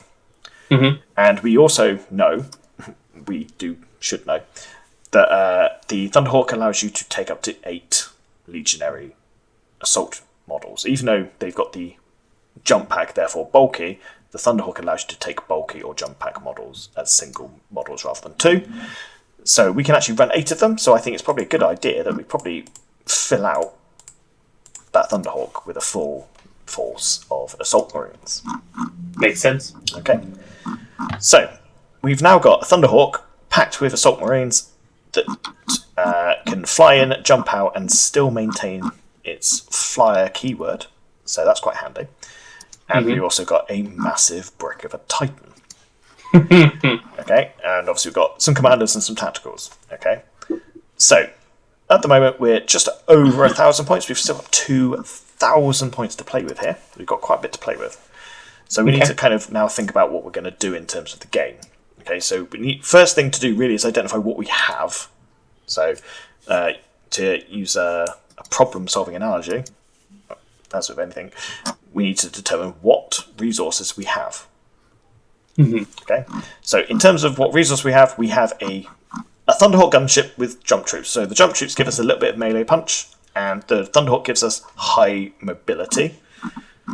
The Thunderhawk does also act as a gunship, so it does have some fire output. So we've got a little bit of anti-tank / anti-heavy, some anti-infantry on the secondary weaponry. We have a nice melee punch, and with the Titan, we have an absolute brick of a melee machine, as well as a couple of, siege-based weapons. So, in the scenario, this Titan is actually probably going to be focusing on interacting with the terrain more than the enemy army. Yeah. Okay. Yeah. So I already know with this model, obviously eventually, or at some point during the game, it probably will engage the enemy. But for now, we're actually using this to try and breach terrain as part of the narrative. So that model isn't really filling a battlefield role, so to speak, at the moment, in terms of engaging other enemies or objectives. Whereas the Thunderhawk is giving us a very interesting, flexible unit to jump wherever we want it to be and hit a target in close quarters. So we already know that we've got our flexible unit. We've got our unit that's going to be the unit that's going to take down the walls or whatever it is for the mission. We're lacking specific generalist objective control. We're lacking anything to deal with heavy armor, apart from the potential of the Thunderhawk, but I wouldn't consider that a dedicated anti-armor weapon. Yeah. And then we don't have anything to sort of secure our backline, maybe, or something to deal with things that are hiding. Okay. Kind of can do with the assault, but certainly while we're talking about a Thunderhawk on its own with one unit of assault marines, this is more of our I would call it our sort of problem-solving piece, rather than our dedicated. This is its role. So it's so it drops in where it needs to, kind of. Yeah, so it's not necessarily got a dedicated purpose. Its purpose is to fill a gap. Yeah. Okay. Yeah. So what we actually need to do now is we need to figure out what we're going to do in order to make this army work. So the first thing we need scoring units. Okay, or objective takers. Now, even if you're playing standard roles or you're playing more narrative-based role missions, whether that's my missions that I've made or you've made at home, hopefully, or generally speaking, I would imagine, depending if you've written them or I've written them, the infantry are going to be quite key to that process. Now, the missions we use, we know that that the infantry are the most efficient for doing objectives. Yeah. So we definitely want more infantry. So we've got 2 sets of 4 infantry in this current formation. So we need to consider whether we want to start adding more infantry units or we want to start adding or increasing the scale of these infantry units. Now, in a siege-based game, I would probably imagine that mobility is going to be limited because you're going to be pushing up against a wall, basically. So you're not going to have a lot of flexibility to outflank and stuff. You're literally going to be barreling towards a choke point, essentially. So probably just making those bigger is probably the optimal choice here, regardless. Okay. Is this the kind of situation where actually doing that kind of mix of having some plasma in there as well, or would you still say it's better to have those plasma be separate? It's very much either or. I think you could have a dedicated plasma unit, or you can sprinkle in some plasma into your tactical so that the plasmas should survive a little bit longer to maybe make their rounds.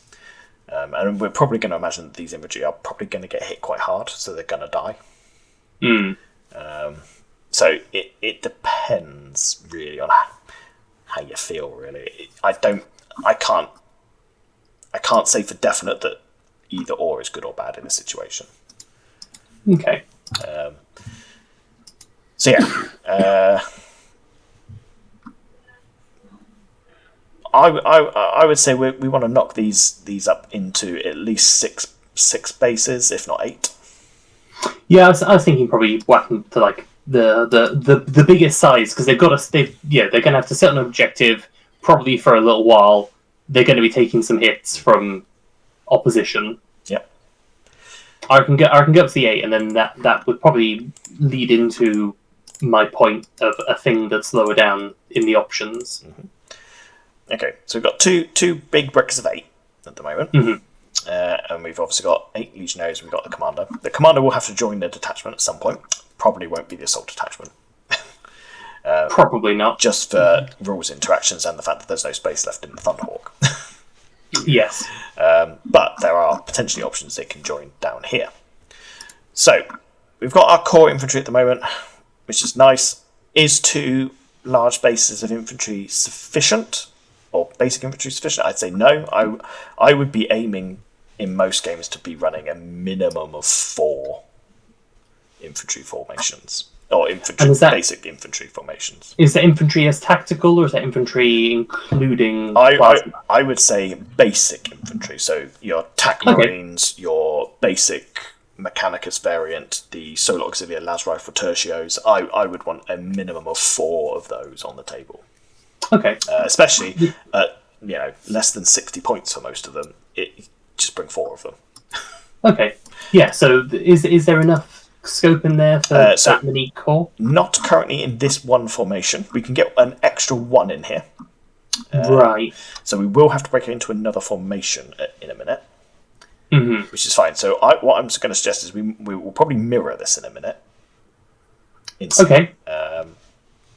In fact, we'll probably do that now, because, as I say, that's probably what I would recommend as the core anyway. So let's do that. So we're going to add in another demi-company for now. I'm going to pop that up there above. We're going to grab another commander. We'll come back to the support, and we'll grab another 8 of each for now. It's a shame there's not like a copy button on the web app. Yeah, there isn't, sadly. Okay.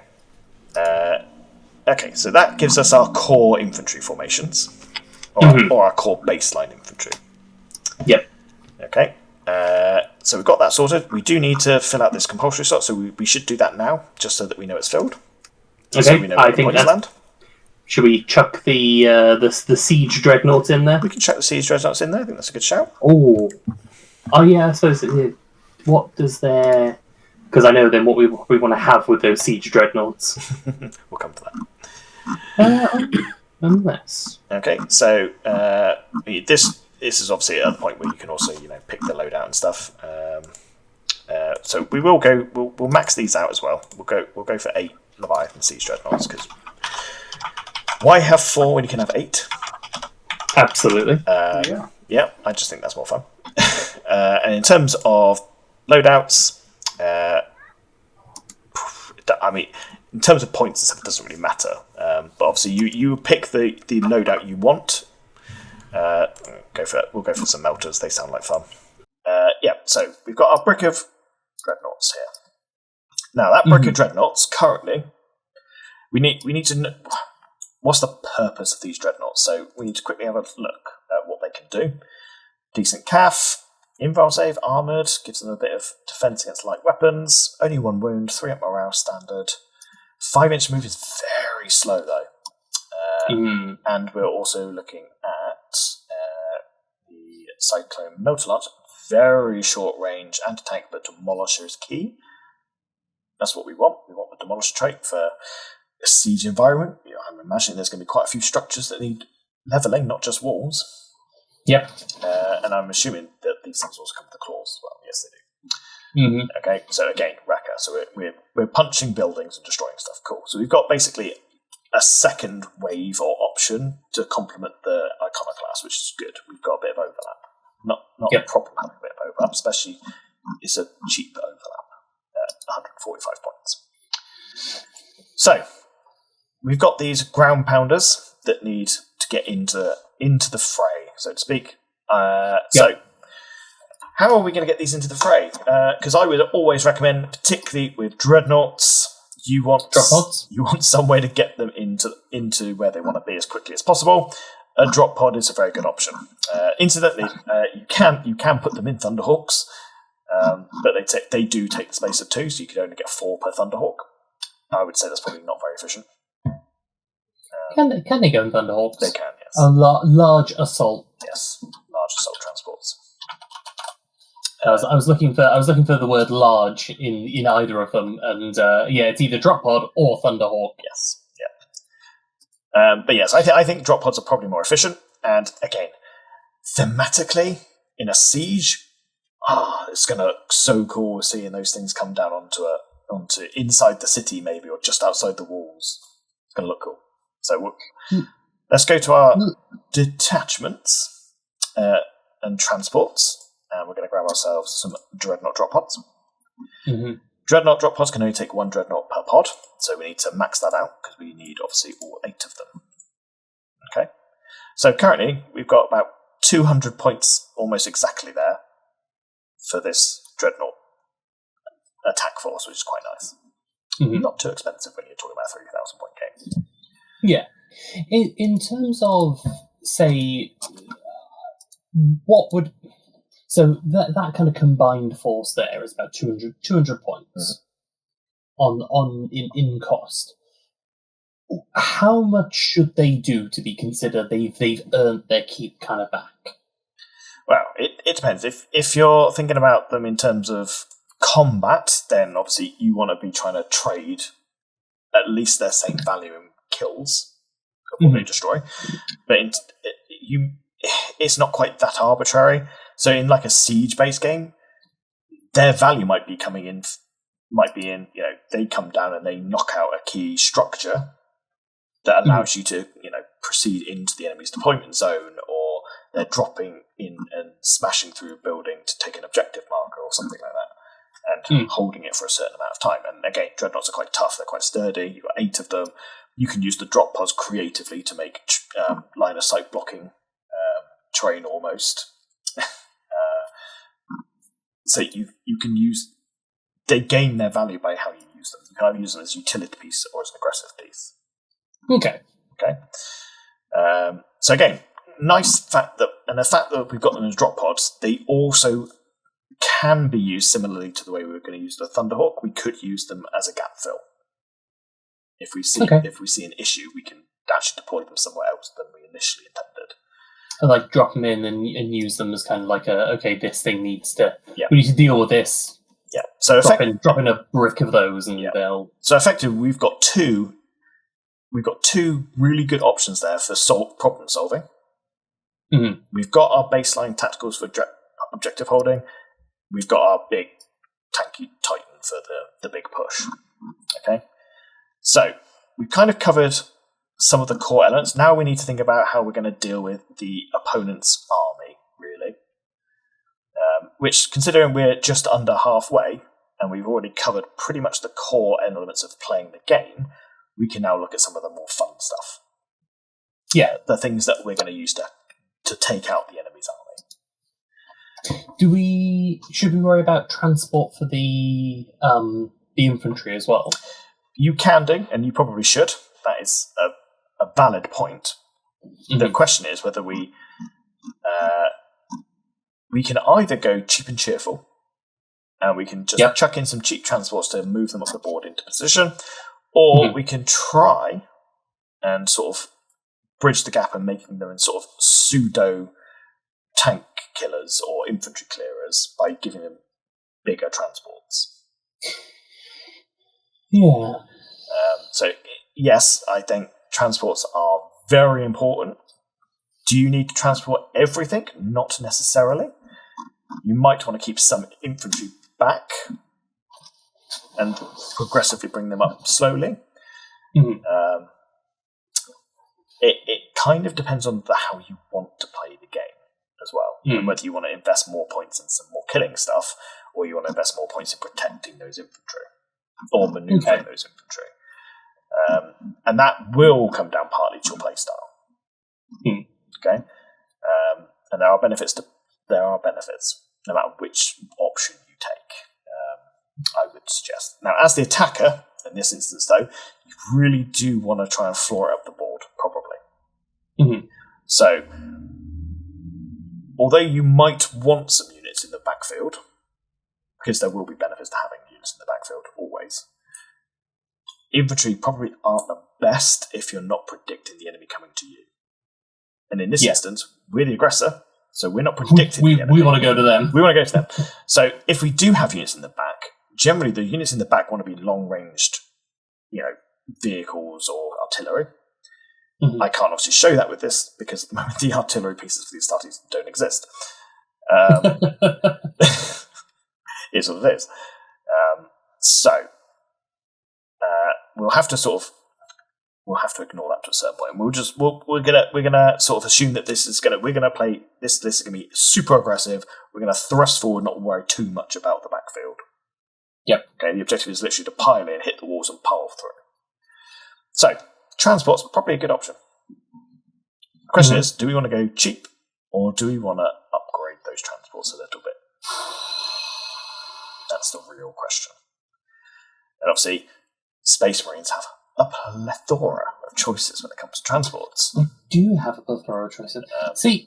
So I've been looking at data sheets kind of alongside this so that I've got some ideas as we're going into it. Yep. And I was looking at, because my immediate thought is Land Raiders, they've got the las cannons, they're tankier than a Rhino to a certain degree. I mean, it's a save of it's the difference of a save of a 2-up versus a save of a 4-up. Which is significant. Yes. which is significant. Yep. For the same speed. The one that was getting to me though, and this is the Spartan. Mm-hmm. Which is same save, but now 2 wounds. Mm-hmm. Double the cost, but double the wounds. But it's not double the transport, because it's Assault Transport 5. No, it's just over double, yeah. Which is a really weird and slightly irritating number. It is, unless you consider the fact that also allows you to add a character model into the unit. Oh, yeah, that's true. And interestingly, because we have dedicated transports here as well, you can actually dedicate, say, a Rhino to just carrying the commander, and then have transports elsewhere, which is quite interesting. But yes, so Spartans are pretty nice, but I genuinely think that the 3 transport options that they have in terms of ground-based transports are reasonably well balanced. The Rhinos are cheap, they're quick, they get their job done. They are very cheap. The Land Raiders are the nice middle ground. They're quite tough. They have a las cannon threat, and they can transport quite safely. Mm-hmm. The Spartans are big, chunky. They have some damage output, and they can transport more in fewer bases, which can make it slightly easier to hide in terrain sometimes, because you've got less, physical space on the board taken up. Yeah. In terms of with like the Rhino, it's obviously got some weapon options that you can upgrade it into. Would it ever be worth upgrading into those? I think from I appreciate it. From a purely a situational thing. I think from a purely meta standpoint, I think they cost 2 points. So if I'm going to quickly go into this. So they can have 2 points. Hang on. What do they have? So they have a twin link bolter actually. That's standard. Yep. Which in and of itself is quite a nice little weapon for dealing with infantry. In fact, weirdly hits just as hard as a heavy bolter. By the looks of it, which is interesting. The melter for 4 points. Essentially, what I would say these are what I would consider to be upgrades you'd only apply if you have spare points. Okay, because they're on very cheap, not very durable models. So. To put it into my 4th edition adult brain, are these the grenades? Yes. Of the list. Yeah. Okay, yeah. These are what you add on when you just have a couple points spare. Okay, cool. Okay. But yes, at 10 points a base for a Rhino, I mean, it's quite handy. They're well worth it. So yeah, it's up to you how you want to build it. Do you want to go for the middle ground? Do you want to go for the high ground? Now, obviously, we are going to have to consider slots here as well.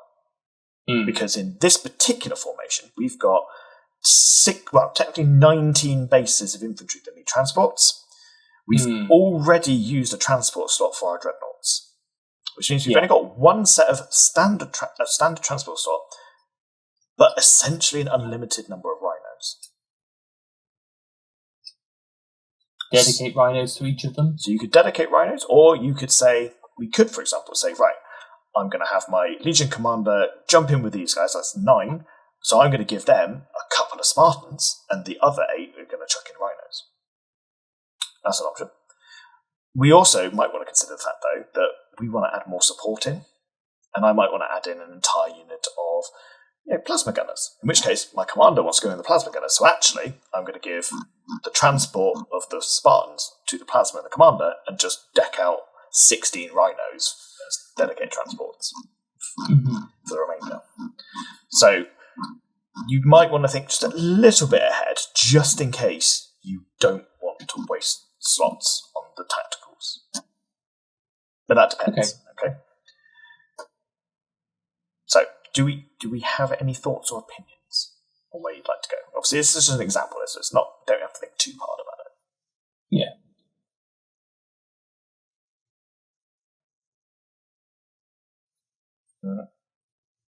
Yeah. Like having the plasma gunners in there. Yeah. Okay. So let's grab in an extra unit of plasma guns then. I guess it's between kind of like in terms of support, maybe the plasma gunners or the missile support. Oh, the missile support. Now the only thing to consider is because obviously we're thinking about a unit to accompany the commander.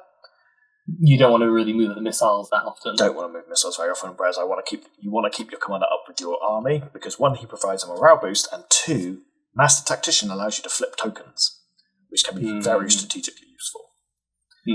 Okay, so actually plasma gunners are probably one of the more efficient special units you could give to a commander. Okay. Which also actually answers the question we had actually the other day, when you said you weren't quite sure what the purpose of the plasma gunners were. They're the accompaniment to your commander. They do kind of work as a bit of as a guard unit for the commander at the moment until we get some more suitable ones, maybe. So we're going to do that. So we're going to grab that. So the commander's going in there. So do we want to chuck them in to rhinos, or do we want to go for something heavier with the commander? I like the idea of trying to run those Spartans. Yeah. So let's grab a Spartan. Well, Spartans are land raiders. Like either way, I think so. You need 2 Spartans for 160 points, or you would need 4 land raiders, 5 land raiders. They're two each, aren't they? So you need 5. Yeah. which is actually slightly more expensive.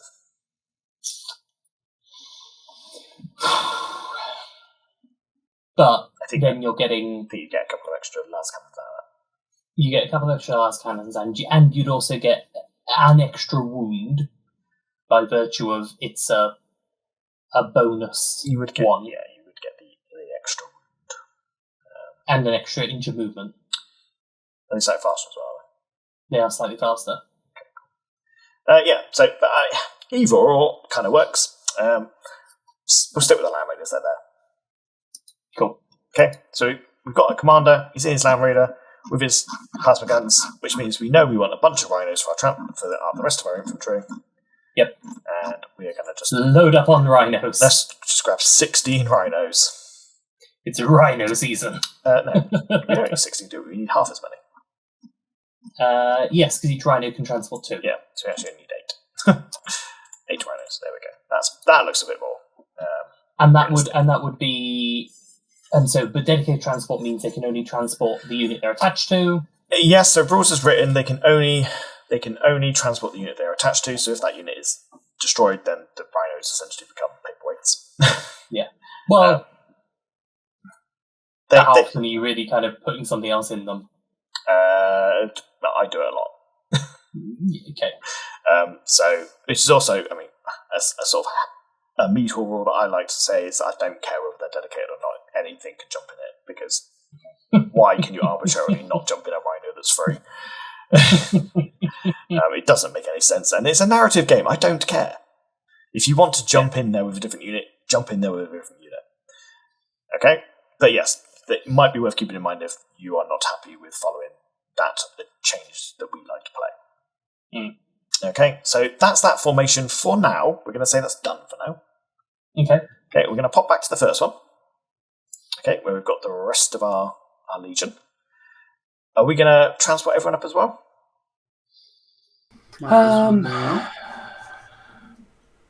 If we're going hyper aggressive, for the sake of 80 points for a bunch of rhinos? Yeah, you might as well.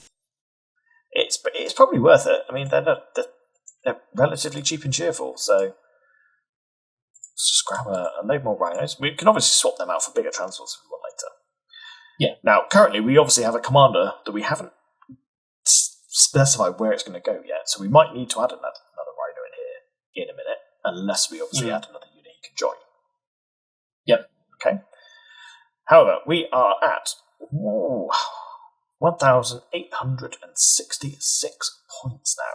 So, we've got transports, we've got core infantry, we've got jack of all trade units, we've got a unit for taking down the walls, but I am distinctly seeing not very much in terms of anti-armour weapons. No. So we seriously need to think about what we're going to bring here to add in for some armour support. Is this the point where maybe you would look at it and go, okay, what if we look at some of the battle tank or the heavy armor options, and would actually maybe swap out that commander slot to then be a commander tank instead? We could, or we can create a dedicated armored detachment. Armored formation. And fill out some tanks there. And then obviously come back to this and maybe add another infantry unit. There's a few options we can take. But yes, I think for the minute, I think we need to seriously consider what we're going to do about enemy armour. Because obviously the Thunderhawk can do some damage. The Assault Marines in combat are very effective, and they can take down vehicles in combat. The problem is we're going to have to consider activations here, because if you activate and charge into a tank that hasn't moved yet, the tanks will just roll away, because you cannot lock them down. Yep. So you can't reliably use them as a means to deal with armour. They can. So again, situationally, this is why they're a flexi unit, or a problem-solver unit, but you can't build your strategy around being able to charge tanks.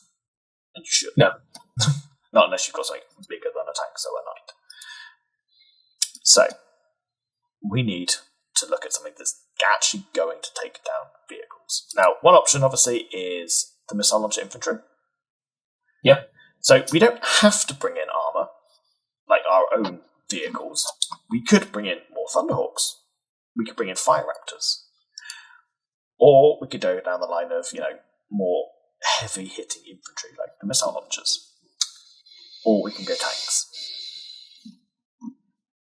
Just, again, you theme it how you want.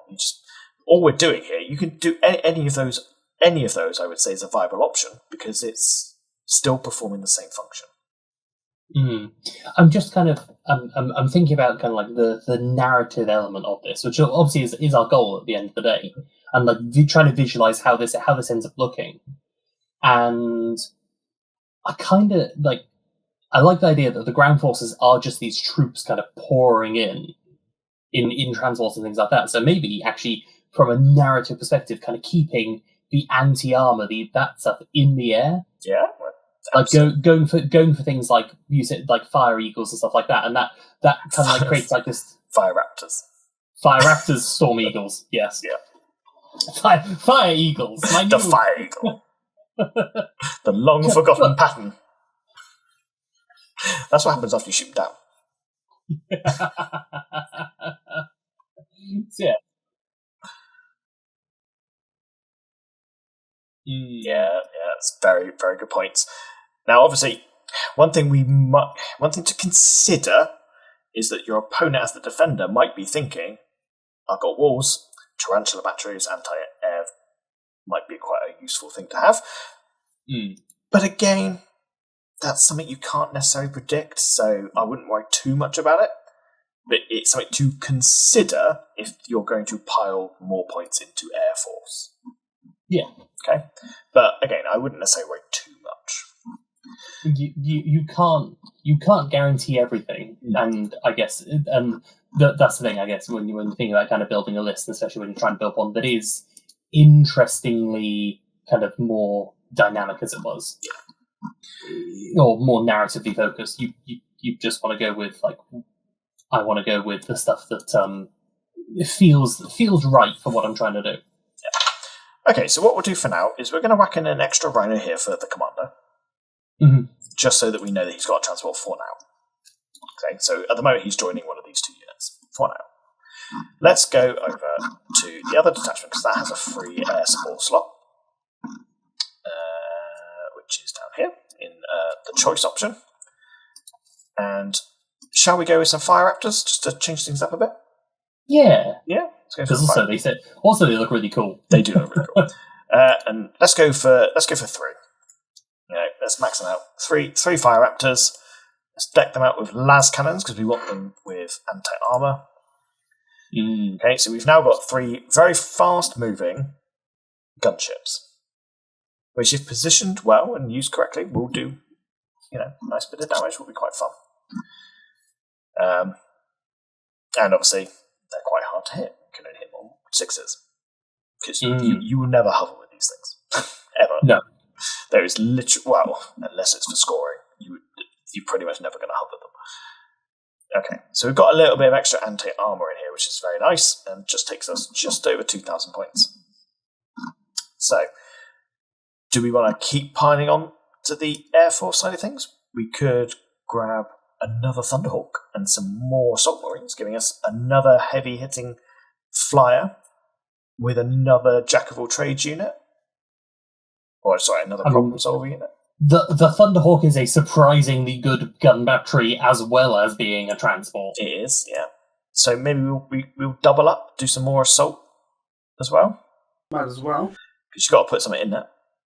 Unless you obviously want to put something else in there, of course. But then you obviously then need to land it, hover it, to drop the troops off. Yeah. So that's an option. So we'll go with 2 of those. Support-wise, should we go for the extra Assault Marines? I think so. Yeah. Because then you don't have to hover it either. Yeah. Okay. Right, so we're now at 2,370 points. Okay, across 3 formations. Ooh. We've got a nice bit. We've got plenty of transports going on. We've got plenty of infantry for objective taking. We've got quite a few options in terms of flexing into different roles or gap filling where things go wrong. We've got some decent anti-armor, at the moment. I think we're doing okay on that front. Is it maybe an opportunity to spec into a little bit more of the kind of the anti-armor element? It might be worth it. I don't know that there's enough guns here yet, considering your opponent might have quite a few armor contingents. Okay. Because generally that is a lot of your points will be taken up by armor, because obviously infantry don't take up a lot, even with transports. So you should predict quite a lot of armor potentially. So is it a case then, maybe actually, do you look at like something where you can take kind of more like dreadnoughts, maybe? Yeah, you could definitely take more dreadnoughts. In fact, we can do that right here in this detachment, because we have an extra support slot and we have an extra transport slot here as well, so we could grab more drop pods.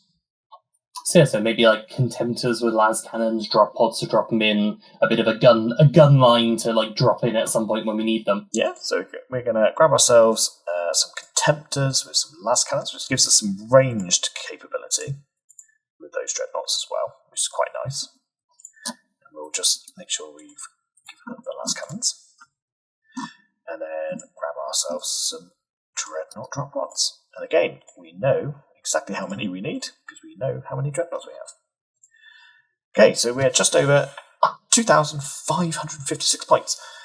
Now, one thing we can do as well, it's worth noting, is that we've got quite a lot of flyers and stuff like that. We could swap one of these demi companies into a dedicated aerial assault formation, which actually would unlock more flyer slots if we wanted them. Okay. Which might be worth it if we want to go down the more sort of aerial assault field. We've also got, we've started a bit of drop pod thing as well, and there is also a drop pod assault formation as well. So at this stage in the game, you might consider that. For purposes of simplicity, we won't do that, because that means rejigging everything. You're redoing everything. Yeah, which I don't want to do. Yeah. But that is something you could do. So just to show you, I'm going to load up one. Okay, so if I just go to Legion Aerial Assault, I'm going to click on that, and I'll just show you. So very much like the compulsory slots of the Demi Company, it's exactly the same. Tacticals, a support, and a HQ. However, for optional slots, you get a lot less in terms of total, but you get extra core, extra support slots. You can take a Vanguard in this one, which is interesting. But you get 2 air support attachments. Detachment slots. But you can take Storm Eagle transports and Thunderhawks as dedicated transports, so you can basically take an almost infinite number of them. That's pretty good. So, for example, in the detachment we were just in, we could take those 2 Thunderhawks, turn them into Thunderhawk dedicated transports, and now gain 2 full slots to have basically another 6 Fire Raptors if we wanted. That's pretty good. Yeah, it's quite a tasty option. But we're not going to do that for the purpose of this game, or for this list. Yeah. We're just going to try and keep things a little bit simple. So, we've got a lot of foot stock in, we've got some dreadnoughts dropping in, we've got flyers, we've got a bit more anti-armour with the twin-link las cannons. So we want to try and stay on theme if we can. So let's just have a little look around and see if there's some slots we can make use of that might be fun. Any more? We've got another support slot down here. So maybe some missiles? Yeah, we could do some missiles and whack them in some more rhinos, maybe. Yeah, we don't have any more transport slots in this one, so we'd have to make use of the rhino slots. Yeah. We've got another core as well, so we could flood the board with even more baseline infantry. So okay, let's whack in some missile launchers. I was going to say, I was just looking through things that fit within the support detachment. There is the rapier batteries. Yeah, that doesn't... It doesn't really fit your theme, though. No. Good as a defender. Great as a thematic defender. Yeah. I mean, you can use them as a tank, but because you've kind of established this idea of mostly air support and transports. You can put rapiers in transports, but they take up 2 slots. So it's like for every rapier, one rhino or one land raider. So they're not the most efficient for that purpose. So we'll go with the 8 legionaries, and we need to add another 4 rhinos to this. So we've got 8 currently. Yeah, just so we don't have them slogging up the board. Yeah. So 1, 2, 3, 4. Right, there, 11. 12 total. That makes sense. Okay. So, we've got our missiles with their transports. We've still got 266 points to play with. Wow. Still got, you can build 3,000 points. It does feel like an army. Yeah. It does feel like an army. What slot have we got left in this? So obviously, this is we're compiling everything into as few formations as possible, just for simplicity. You could break this out and gain more slots quite easily. But is there then the downside of that? Is then the breakpoints? The breakpoints just get smaller, and again, it kind of balances itself out because smaller formations, you reach the breakpoint quicker, but then less models are affected by it. Yeah. So again, it kind of evens itself out. Really, it doesn't really matter. I don't think. It's pretty well balanced, is what I'm hearing. Yeah, pretty much. I genuinely think this game is quite well balanced in a lot of ways. Some not, but a lot of the core stuff is very, very tight. Okay, so what I'm seeing here is we're struggling to find some slots to sort of still fit the theme. However, there is a slot that we haven't used which could still fit our theme. Ooh. The Vanguard slot. Ah. We've got 2 Vanguard slots we haven't used in both detachments or both formations. So we could grab ourselves some bikes, outriders, javelins, or some speeders to try and make up some points. Now,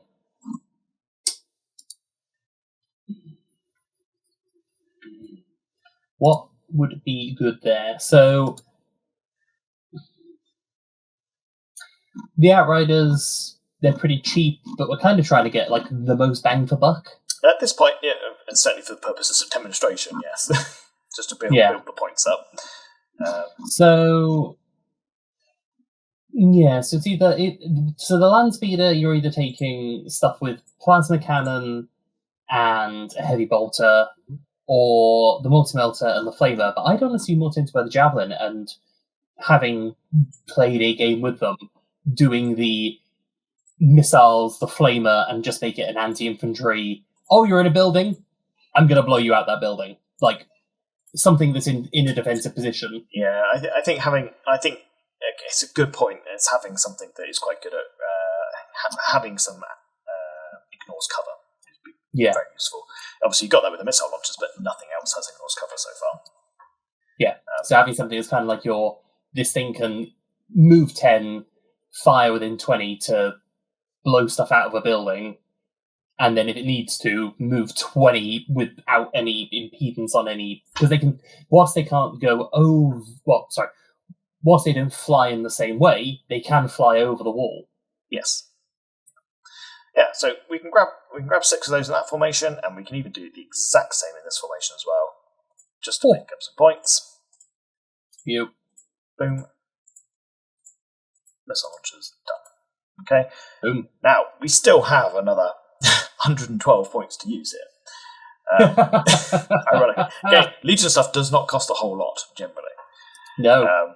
You got to build a Legion. Is what you got to build. There's a reason why it's called what it's called. Yep. So I mean, I'm quite happy that we've probably established what we're trying to go for here. So I don't think we necessarily need to fill out those last 112 points, because at this point we've covered all our bases. So that extra 112 points, do what you like with. You can pretty much just add any flavour of marine or reconfigure these to get some extra slots in if you want to. Yeah.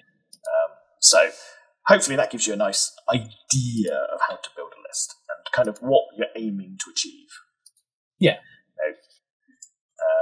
So just sort of taking it from the top again, really, think about those core units that you want in your army, but 1, 2, maybe 3 units that you desperately want to play.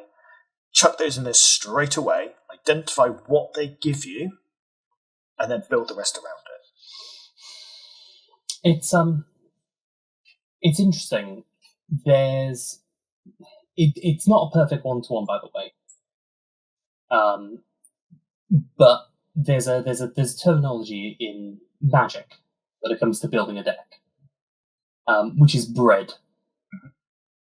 I hope I'm speaking from a perspective of I don't want to be like this thing that you both know. Have either of you heard of this acronym before? I've played Magic once or twice recently. Okay, cool. That's fine. I just want to be clear. So the acronym of bread refers to when you're doing drafting, you have bombs, which are things that are going to win you the game. You have removal, which removes things from, removes either, the board state, does something to kind of reset everything up. Was it E? What the hell is E?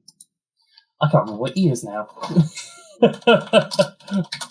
What do each of them stand for? I've now... evasion, so stuff that can, not get hit. Aggro, stuff that lets you kind of get there quickly, and then the dirt that you have to fill it out with. And I would be fascinated to see trying to take that kind of idea and how that would then apply to your thinking when it comes to doing this building. There's definitely a crossover there. It was just as we were kind of going through it, it's okay, actually, whilst your core units they're things that you have to take, and they do have a use, but they are to a certain degree the kind of you have to take them. They're not. You could, in all fairness, if you didn't have to take tactical legionaries, you probably would just take more plasma gunners, or because they're only a couple of points more. But you have to take them, so you kind of build around the fact that you have to take them. And there are things like a Titan is a bomb. It is a thing that is going to cause an impact on that game. Stuff that is a flyer is evasion. Literally, same as in actually hilarity in Magic. Stuff that has flyer is evading. Stuff that is a flyer in that is going to be able to evade and kind of get around it. So it's just an interesting one to kind of then I wonder if either the same acronym works or a similar acronym would work. Yeah, I think we'd have to put a little bit of a thought into it.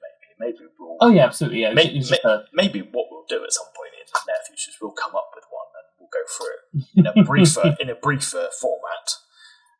But yeah. I think there's definitely a set of core values or things you need in an army to make it rounded or well-rounded. So as we already established, you've got your hard target. So something like your linchpin, your main piece. A Titan generally, or a big unit of vehicles, whatever that happens to be. You will want ideally some form of melee presence, whether that is for melee aggression or a counter charge threat. You want something long range, so you need some kind of range support, backline support. Yep. And I absolutely will say that you definitely want what I was referring to as a problem solver unit. You might consider it like a reserve unit or 2. In fact, ideally, I would say 2 or more. You want something that can kind of reactively move or be deployed depending on your opponent's actions. Okay, so you've got your anvil, if you like. You've got your melee, your hammer. You've got your reserve or your problem solver.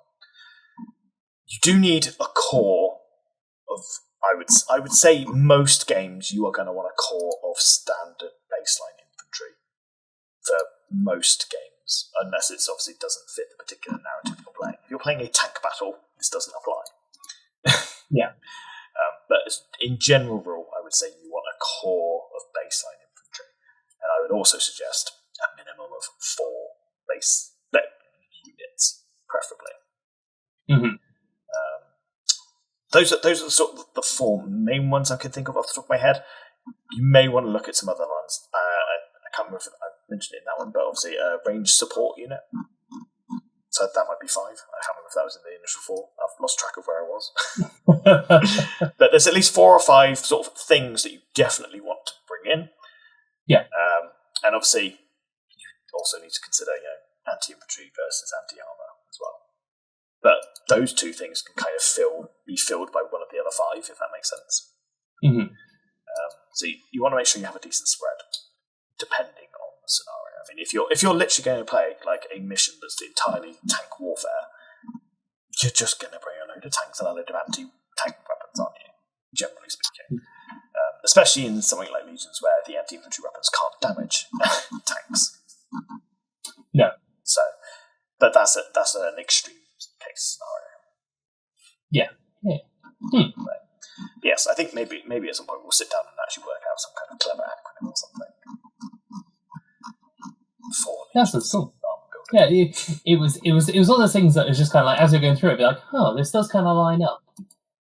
Yeah, it makes sense. Anything that's tactical should probably have some basis in this kind of ideology. Yeah, and it is a tactical game. I mean, we are building for narrative, but we're still playing a war game. It's still tactics, and we're still trying to have fun playing a war game. Yeah. But I actually think what we created there, even though we were limiting ourselves by saying we could only use these detachments and stuff like that, or only using these formations, we still made what I feel like was actually quite a fun list. I think that would have been quite cool to see on the table. I don't know that we've got the models to do that, sadly, but we might do between us. But not right now. But it's the kind of thing you can do, and it's also worth as well.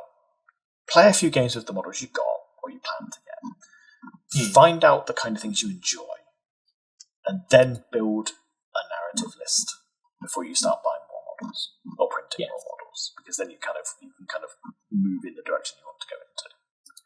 And also, this is just from has been first-hand experience. If there is a new model that you have that has options and isn't easily magnetized, try a game with it and find out what option you want to build for. Yeah. Because those javelins should not take las cannons. I mean, there probably is a use case where las cannons are good, but there probably is. But I personally think that missile launchers are generally better in those. To shift infantry out of buildings. I mean, you're screwed if you're ever coming against somebody who literally is taking no infantry. But if they're taking no infantry, they've got bigger problems, actually. Yeah. And it obviously depends what other units you have in your army as well. I mean, if you're rocking around with like a couple of units of those new Vindicators, for example, you probably don't need them with the missiles, because the Vindicators will just nuke any building they're in. That's true. So, again, it depends what you want. If you like Vindicators, then your Javelins probably can be given the las cannons. But if you don't like Vindicators, you probably want the missiles to deal with the infantry. Mm-hmm. So it depends on the style. It literally depends on the style that you want to play. But then, I don't think that's a bad thing at all. I think that's a great thing. Yeah. So, yeah. Yeah, I agree completely. There's just too many options. There are way too many options. So yes, so is there anything else that you do want to quickly cover before we round up and wrap up?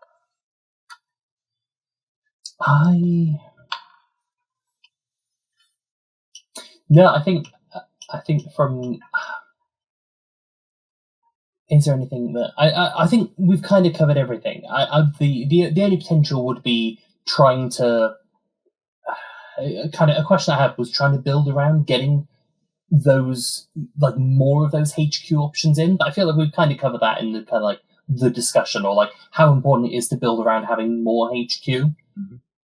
I mean, the simple answer obviously is just split your formations out a little bit more and get those extra slots. Yeah, it's not hard to do. But yeah, no. Yeah, that is what it is. It is actually relatively straightforward to do if you just break stuff down a bit more. Yeah, which we could have done. We probably could have made 4 or 5 we probably could have made 4 or 5 formations out of the army we created there if we wanted to. And that's not a bad thing. That is definitely a viable tactic, especially if you want more commanders. I would say, specifically for Solar Auxilia players, you are limited on your order assignment based on whether you have commanders nearby units. So you are, as an auxiliary player, encouraged to bring more formations because you really do want more commanders on the field. Do you need 5 or 6 commanders in the 3-hour game? Yeah. I mean, I generally get away with 3 in most of my games. Would I like more? Yes, handy to have. Have I got more painted? Actually, yes, but haven't got enough infantry to run it yet. But yes, it's doable. But auxiliary players, I would say, are more keen to get more commanders on the field, whereas the starters can live without them quite comfortably.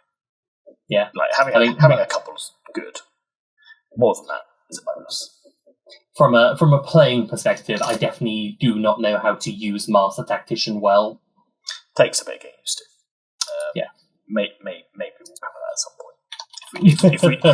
If we decide at some point to go into a little bit more tactic focused episode, maybe we'll think about that. But I think everyone needs a little bit more playtime first before we cover that role. Oh, 100%. 100%. Because I am by no means an expert, and I probably played the most out of everybody. You come across as an expert. I'm just very confident with what I say. I can figure it. Cool. So obviously, if there is any interest in talking about this more, or if you guys have more questions, maybe we'll do a follow-up episode. But for now, I think we've covered everything we want to cover. Do you two feel like you could go away and make your own lists? I am actually going to go away and make my own list. Good. Well, if I can get these two to make their own list after this admittedly long-winded episode, hopefully you guys can too. Because we're no different to you guys. We're nothing special. Well, John is, that's no. That's just in size. That's it. And on that note, I'm going to roll over to the roundup to finish today off. So We'll see you in just a moment. Let's get there.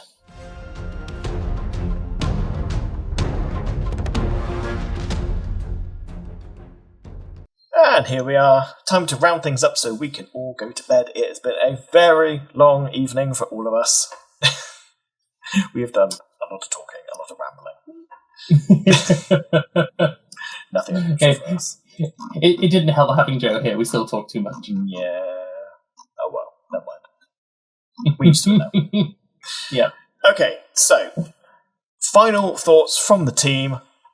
Reflecting on list building, what theme might your first list include? Joe, do you want to go first? Yeah. I think I'm probably going to theme my first list around the mechs with the shields and the hammers, I think. Cool. So that's a sort of a melee rush, maybe? Yeah, pretty much. Another world-beaters player. Cool, so a Mechanicus rush army. That could be fun. I like something, actually. John, do you have an idea what you might theme your first army around? I think after having a look at what so from a narrative perspective, I'm definitely still on I want to be able to show like a whole mix of, so I'm probably going to be building it more around the demi companies because they allow for lots of different ones, with maybe like a few kind of different ones here and there. What I am looking at way more though is those Space Marine flyers. I think I'm probably going to go a little bit of the way of getting some more flyers in after seeing just how effective flyers have been. And I'm probably also going to be like thinking about it in terms of how can I break a list down to think about those activations, especially with those flyers, so that I can react. Say it's something like Xiphons that I could put onto the field at the very end and go, okay, you've put your flyers down, here's mine, and then like have those as almost like a counter punch kind of thing. Yep. So I think I might genuinely be looking at like almost having those first and building back to be like, okay, how can I make sure that I am going to go last with these and punch against flyers? Yeah, definitely good. So again, using the principle of pick the unit you want to use as the starting point and work out. Yeah. It's exactly what you want to do. Now, I normally give my last piece of advice based on the topic at this stage. However, I kind of spent the whole episode trying to give advice, so I'm not sure that there's much else I can really do. No, you give them a lot of advice. Apart from really reiterating what I've already said, which is pick those units, build your list around it. The only thing I haven't probably said, realistically, which I probably should have said, is just make the list you want to make and have fun with it. That's it, really. That's the whole point. Yeah. Play the game, have fun, use your toys.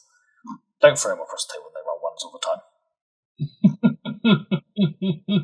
You haven't done it yet? I haven't done it yet, but I do roll a lot of ones. Oh, the yet is doing some heavy lifting in that particular statement. Oh, yeah. No, it's all good. It's all good. It is all good. So, I think that is us pretty much done for today. So the only thing I'm going to say, guys, to you guys at home is that if you'd like to comment down below, then why don't you tell us what your story is behind your Legions Imperialis force and how you have translated that into your army list. Share your favourite narrative-inspired builds and let us know what sacrifices or compromises you have made for the sake of the story. Please do like, subscribe, and share on all the socials. Obviously, here on YouTube, we are on Instagram, Facebook, TikTok, and Twitch. And thank you very much one last time for joining me. I have been your host here, Jay, at Mead Wargaming, and I've been joined by John. Thank you very much one last time, and see you next time in the Mead Hall. Goodbye for now. Goodbye. Ta-ta.